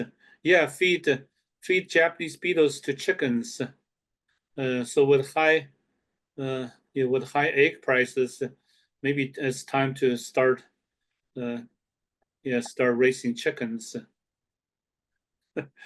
I guess you still need to protect your chickens well. A couple friends of mine, uh, well, they had a few chickens and then several ducks. And one night they came back and there were just feathers. Well, they're lucky they had feathers. The rest of them just all disappeared. You do have to protect them. One thing I put in the chat window is a link to the Midwest Fruit Pest Management Guide, and that includes a lot of fruit crops from apples, pears, peaches, but grapes as well, and other small fruits. But that's probably one of the most comprehensive guides that's out there that explains what chemicals can control everything from fungal problems to weed management to insects, and it's all listed by the fruit crop, and it also gives you the timing in which to spray the stuff. So I think that's one of the best resources you can have, even as a home fruit producer versus a commercial producer. I mean, it's a very comprehensive book that's available for free in PDF form, and you can look stuff up on it. So it's a really nice guide to have. Hey, thanks a lot, Ryan. For home gardeners, and there is a bulletin. It's called Controlling Diseases and Insects in Home Fruit Plantings. It's bulletin 780. That's the good news. The bad news is it's severely outdated, and I believe it's being updated right now. So hopefully the new version will come out soon. And I saw Miranda's comments, yeah, the swimming pool and all that. That reminds me that people who have a pond, and they would just throw Japanese beetles into their pond and fish. Catfish loved Japanese beetles. So chickens, and so Ryan is already a few steps ahead of us, and you have some chickens. Yeah. Yeah, hardworking ladies. All right. Well, thank you very much for for your attendance, and this is really neat to see this many people, coming to our program, and it's fantastic. I think 500. Let's see, 548 folks and had registered. Just amazing, and it's great to see these many people showed up and live, and we really appreciate your attendance, and we're here to provide provide information, and as a service to our great Ohioans. So thanks again for your participation, and some of you emailed me for my PowerPoint handout, so I will send you those, and as you can tell, my presentations are really long, so I'm going to trim them back and then send you what I and Ryan presented. Thank you very much again, and